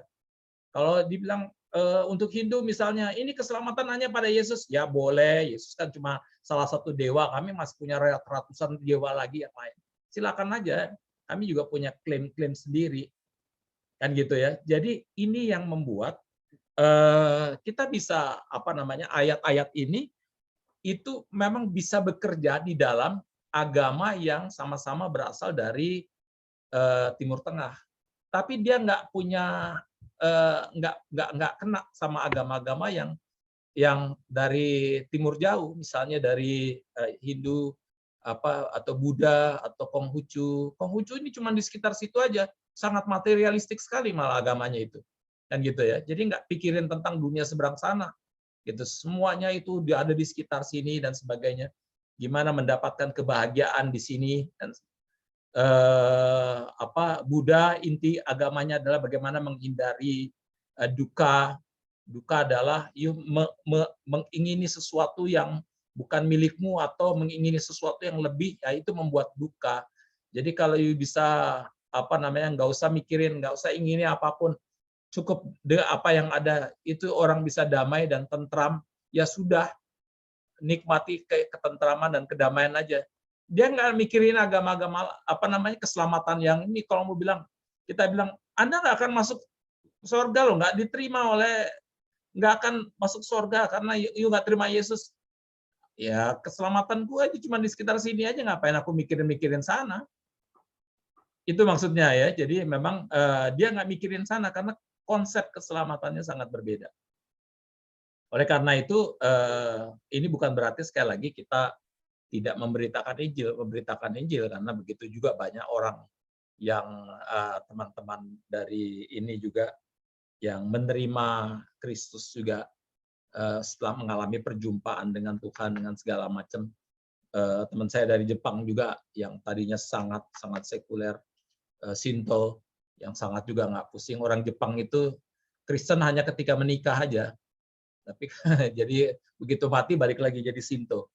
Karena menikah itu kan Kristen bagus ya, dengan pakaiannya, dengan segala macam. Di gereja, di fotonya kan indah sekali. Jauh lebih mentereng lah kan gitu. Dan lebih barat gitu ya, karena mereka sangat memuja Amerika Serikat. Tapi itu cuma sampai pada formnya aja, pada luarnya aja, kulitnya aja. Jadi mereka nggak pusingin soal mau keselamatan yang lain, karena mereka nggak mau pusing. Kan gitu, konsepnya beda soalnya, begitu kira-kira. Ya, oke, terima kasih. Mudah-mudahan jawabannya memuaskan Penatua Kellen ya. Ya, berikutnya ini dari Jemaat GKI Wahid Hasim, dari Maria. Bila sekelompok orang di pedalaman belum bisa terjangkau Injil, apa bisa selamat? Terima kasih Pak Pendeta. Ya itu pertanyaan yang sama juga kalau orang di pedalaman yang memang orang-orang yang udah mati duluan belum kenal Kristus, apa mereka langsung nggak selamat semuanya? Kalau mereka nggak selamat, kalau mereka belum sempat diinjili gitu, mereka nggak selamat, di sana mereka pasti protes pada Tuhan. Kita aja nggak pernah ada yang nginjilin kita, tiba-tiba kita gara-gara hanya nggak tahu terus masuk neraka, ini gimana sih Tuhan? Belum ada yang ngomong ke kita tentang Injil, kita nggak pernah dengerin apa-apa. Kok tiba-tiba kita langsung hanya karena nggak tahu Kristus, tiba-tiba langsung masuk neraka? Kok nggak adil sekali? Itu kan kira-kira kalau kita bisa bikin dialognya seperti itu ya. Jadi, dan memang nggak adil banget Tuhan kalau seandainya kayak gitu, nggak kenal sama sekali. Orang yang lahir besar di Arab, lingkungannya sudah Islam, tinggal dalam lingkungan Islam, nggak pernah tahu yang lain-lain. Tiba-tiba mati, lalu kemudian pokoknya dia karena nggak kenal Kristus, ya sudah masuk neraka. Nggak ada satupun yang menginjili kami. Kita nggak pernah dengar Alkitab juga yang kayak apa, kita nggak pernah. Kok tiba-tiba kami dinerakakan? Kok nggak adil? Kan kira-kira gitu ya, saudara-saudara ya. Mereka pasti bisa berdebat itu dengan Tuhan dengan soal-soal begini. Jadi sekali lagi, urusan yang kayak gini nih, ini urusan Tuhan aja. Serahkan aja pada Tuhan, pada mereka. Apakah Tuhan ingin tetapi begini, kalau saya berpikir Tuhan di dalam kebaikan dan cintanya itu pasti punya pertimbangan-pertimbangan yang lain yang kita tidak tahu. Saya punya teman waktu itu ada yang di penjara. Lalu kemudian ada dua, satu agama lain, satu teman saya Kristen. Dia udah sakit-sakitan di penjara, dia udah mau mati. Lalu dia bilang, tolong dong, saya ingin masuk Kristen. Lalu kemudian ketika dia katakan dia mau masuk Kristen, berusaha cari pendeta di mana-mana. Belum dapat. Akhirnya dia bilang, waduh ini pendeta nggak ada nih. Nah, yuk masuk Kristen, yuk harus dibaptis nih. Dan pada saat itu juga minta air untuk pembaptisan juga, itu yang ini lagi kejam sekali, penjaganya nggak mau kasih air, minta air untuk baptisan, nggak dikasih, nggak ada air. Jadi ya udahlah, kita nggak usah pakai air apapun ya. Pokoknya saya baptisan kamu di dalam nama Bapa, Anak, dan Roh Kudus. Yang lakukan bukan pendeta, nggak pakai air dan sebagainya. Lalu kemudian dia mati. Lalu orang berdebat, ini baptisannya sah apa enggak ya? Nggak pakai air sama sekali tuh, apakah dia masuk diselamatkan apa tidak? Kayak gitu-gitu kan kita seringkali memperumit keadaan ya. Udah serahkan pada Tuhan aja lah, urusan Tuhan yang akan menentukan dia diselamatkan apa tidak. Urusan kita adalah cuma satu kok, memberitakan Injil Kristus dan memberlakukannya. Ya, oke, terima kasih. Pertanyaan berikutnya, ini banyak banget loh yang nanya, saya sampai cukup seru juga ini untuk memilah-milah ya. Ini dari Penatua lagi, Bung Berti ya, Penatua GKI Wahid Hasim. Dari Pak Dedi Sunyoto. Keselamatan memang hak Allah, tapi kalau kita membaca Kejadian 3 ayat 15 mengenai proto-evangelium, sangat jelas keselamatan dari anaknya yaitu Tuhan Yesus, tetapi sebagai orang percaya kita nggak boleh menghakimi karena kita nggak bisa meraba hati orang. Saya rasa banyak orang juga diselamatkan walaupun mereka beragama lain, ataupun dari penganut-penganut budaya, karena mungkin saja dalam hatinya yang paling dalam dia mengakui bahwa memang Kristus itu Tuhan. Tuhan bisa menggerakkan hati orang. Jadi kalau menurut saya Tuhan Yesuslah yang dijanjikan, asal jangan menghakimi. Oh, ini dia nggak nanya sih. Nah, kira-kira gimana tanggapannya? Ya, terima kasih untuk masukannya, bagus. Ya, nah berikutnya adalah kembali lagi dari GKI Ngagel. Ini menarik pertanyaannya ya. Dari Kak Kristina. Jika keselamatan adalah hak prerogatif Allah, apa bedanya beriman di dalam Kristus dengan orang-orang yang di luar Kristen, yang dalam kurung tidak beriman kepada Kristus, jika akhirnya keduanya diselamatkan? Jadi apa bedanya jadi Kristen apa enggak kalau akhirnya diselamatkan? Mungkin begitu artinya ya. Gimana Pak Pendeta? Apa bedanya kalau orang Allah tadi kalau kita pakai Amos ya, Allah membebaskan bangsa Israel dari Mesir, tapi Allah membebaskan juga suku-suku yang lain dari penindasan dan perbudakan. Jadi Allah hendak mengatakan bahwa Allah bukan cuma membebaskan dan memberitakan memberikan pembebasan keselamatan bagi orang Israel, tapi bahkan orang-orang non-Israel pun Allah bebaskan dan selamatkan. Lalu kenapa kita proteskan gitu ya?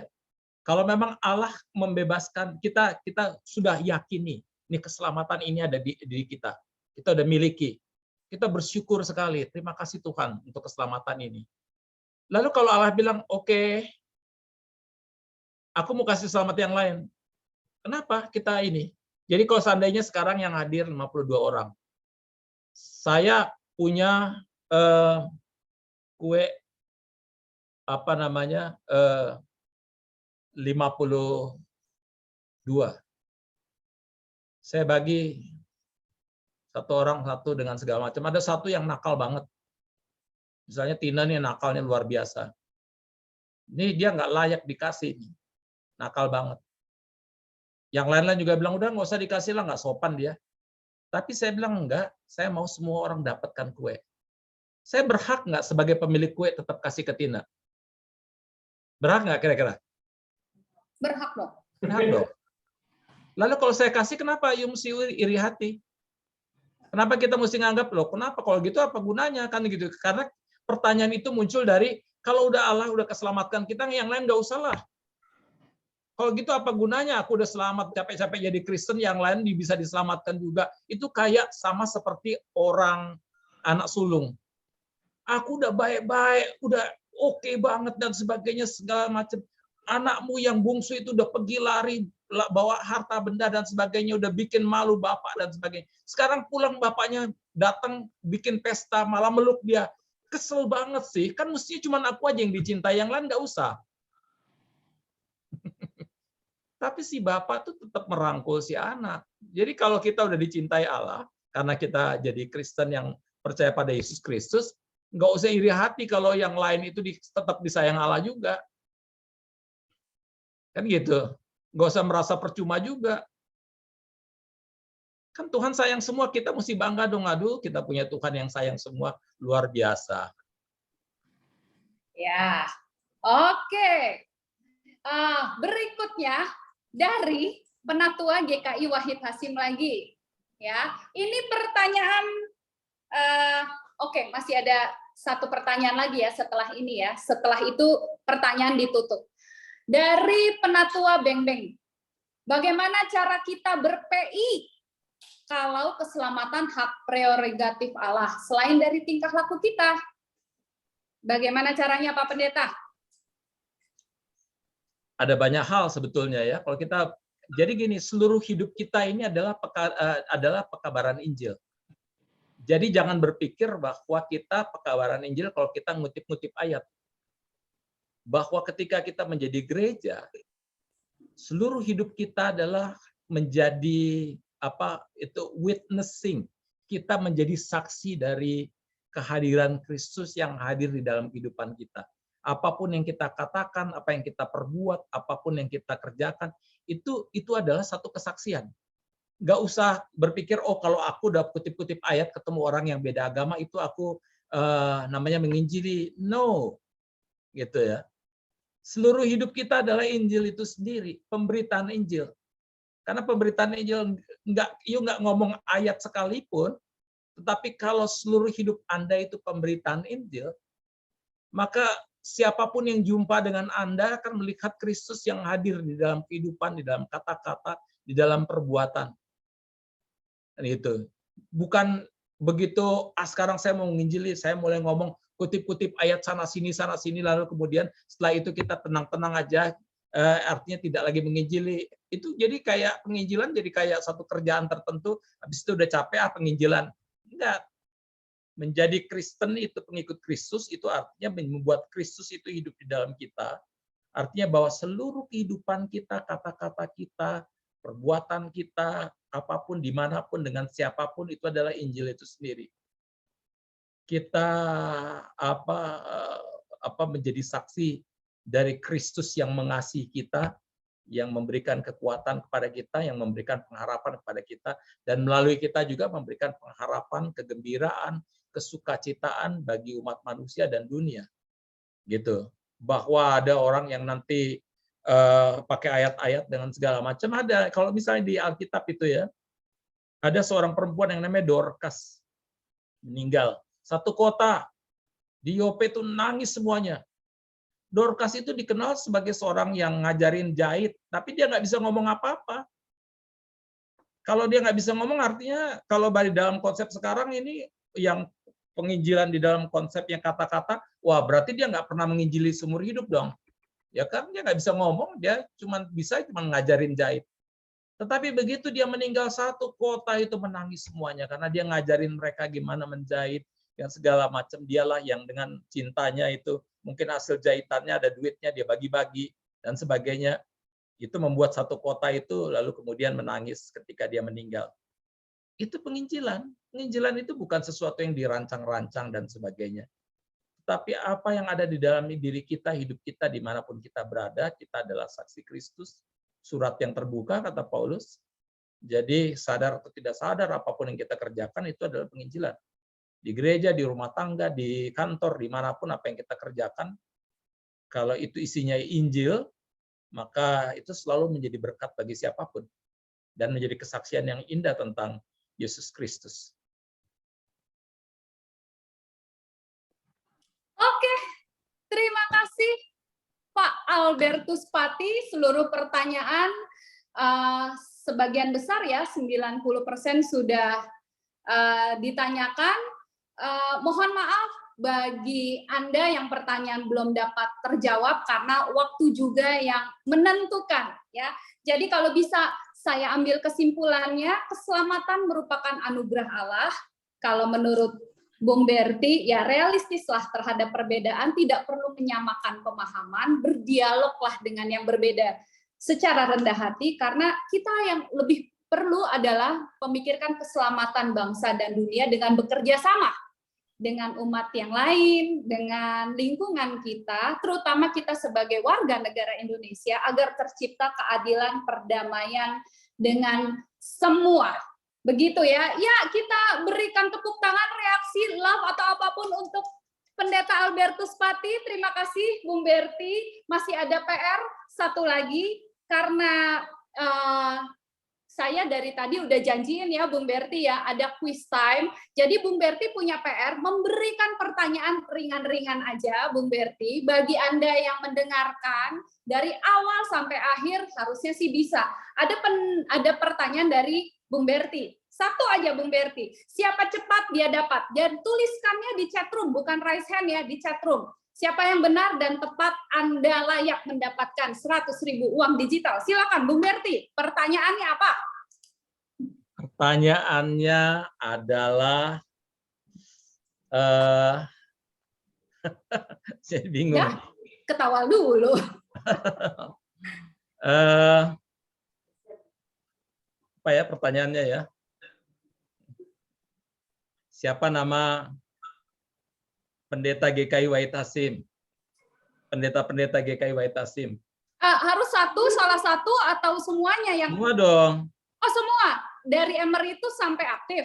Enggak dong, yang aktif aja. Oh, yang aktif. Ayo, cepetan. Ayo. Coba dilihat. Segera, ayo. Yang pinter ngetik, ya. 100.000, ya. Ayo, semuanya ya. Nggak boleh disingkat, ayo. Yang lengkap, nah lo. Aduh itu, stop ya. Siapa itu pemenangnya? Yang duluan siapa itu? Oh, yang duluan GKI Ngagel ya? Wadidaw. Dia menang dong. Ini ya, kejutan, yang menang bukan Waha tapi Ngagel ya.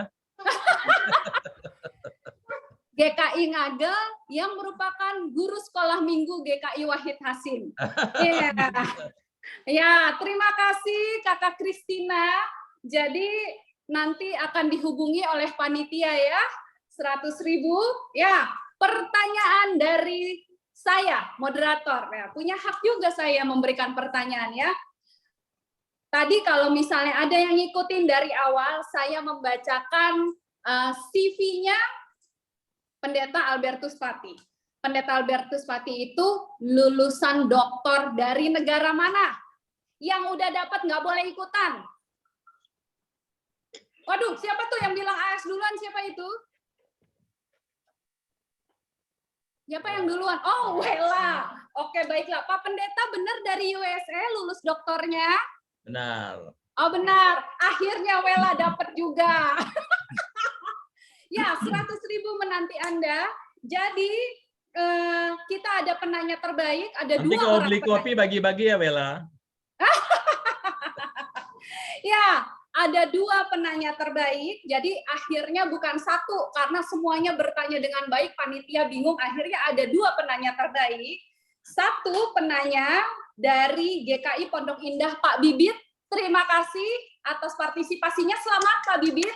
Nanti akan dihubungi oleh Kak Nelly ya untuk mendapatkan uang digital sebesar Rp100.000.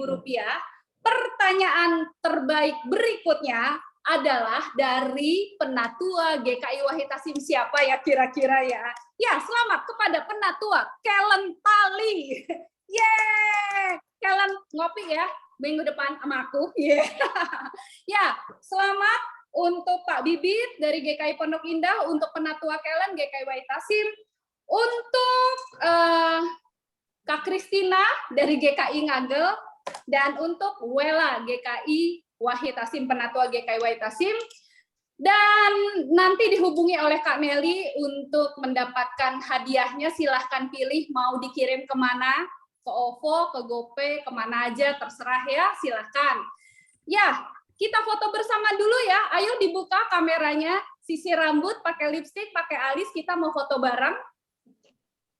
Ayo, siapa yang bagian foto? Oh, iya, Kakak Pendeta. Oke. Oh, silakan. Habis foto saya tarik diri dulu ya, ada acara lain. Oh, siapa Pendeta? Izin. Ya.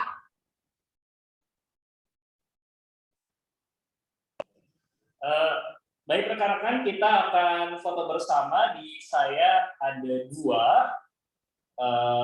Jadi karena kita nggak tahu, mohon mempersiapkan diri. Untuk yang pertama, 1, 2, 3. Sebentar ya.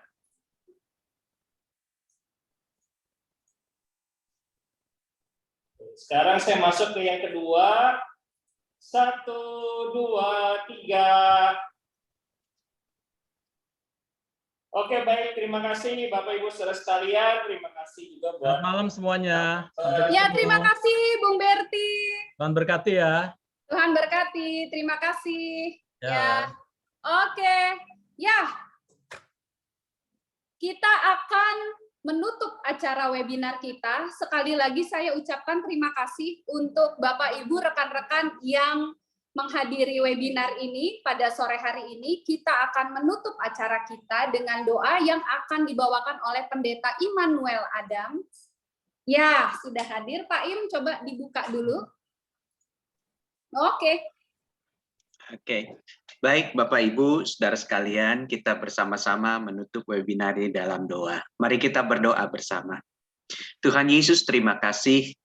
Melalui Pak Pendeta Albertus Pati, kami boleh semakin dibuka wawasan kami untuk memahami bahwa keselamatan itu bukan urusan sekedar antara saya dan Tuhan, tetapi urusan saya dengan sesama, urusan saya dengan dunia ini.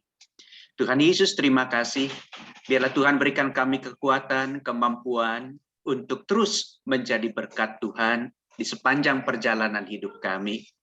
Dan bila kami boleh dipakai Tuhan untuk jadi alat Tuhan, jadi berkat Tuhan, dimanapun kami berada. Sehingga melalui apa yang kami lakukan di dalam Tuhan, kami boleh menjadi berkat dan menjadi terang dan membawa kasih Tuhan. Terima kasih Bapa di sorga. Sebentar kami akan berpisah, kami akan kembali ke aktivitas kami masing-masing. Tuhan sertai kami, Tuhan topang kami, dan Tuhan berkati kami, sehingga apapun yang kami kerjakan di saat ini, di hari ini, semua boleh berhasil dan memuliakan Tuhan. Terima kasih Bapa. Dalam namamu kami boleh berdoa dan mengucap syukur, dan kami juga mau menyerahkan Pak Pendeta Albertus Pati dalam pelayanannya ke dalam tangan Tuhan, sehingga melalui pelayanannya banyak berkat yang boleh diterima oleh setiap orang yang dilayaninya. Terima kasih Bapa, dalam namamu kami berdoa. Amin. Amin. Terima kasih Pak Im atas kehadirannya. Terima kasih Bapak Ibu. Jangan lupa webinar Paskah berikutnya kita akan bicara tentang seputar kematian Kristus. Apakah yang terjadi setelah kita mati? Yang akan dibawakan oleh Pendeta Immanuel Kristo. Dicatat tanggalnya ya, tanggal 2 April 2022 pukul 17 WIB jam 5 sore. Jadi persis sama seperti hari ini di 2 April dengan Pendeta Immanuel Kristo seputar kematian. Ya, karena kita dalam suasana Paskah ya, kita memang mengambil tema keselamatan dan kematian. Jangan lupa ikuti terus info-info menarik tentang kegiatan masa Paskah. Dan selamat jumpa, sampai berjumpa di acara-acara Paskah Wahid Hasim berikutnya. Terima kasih atas partisipasi Anda. Selamat malam, selamat berkarya, selamat menjadi warga negara Kristen 100%, Indonesia 100%. Salam, dadah!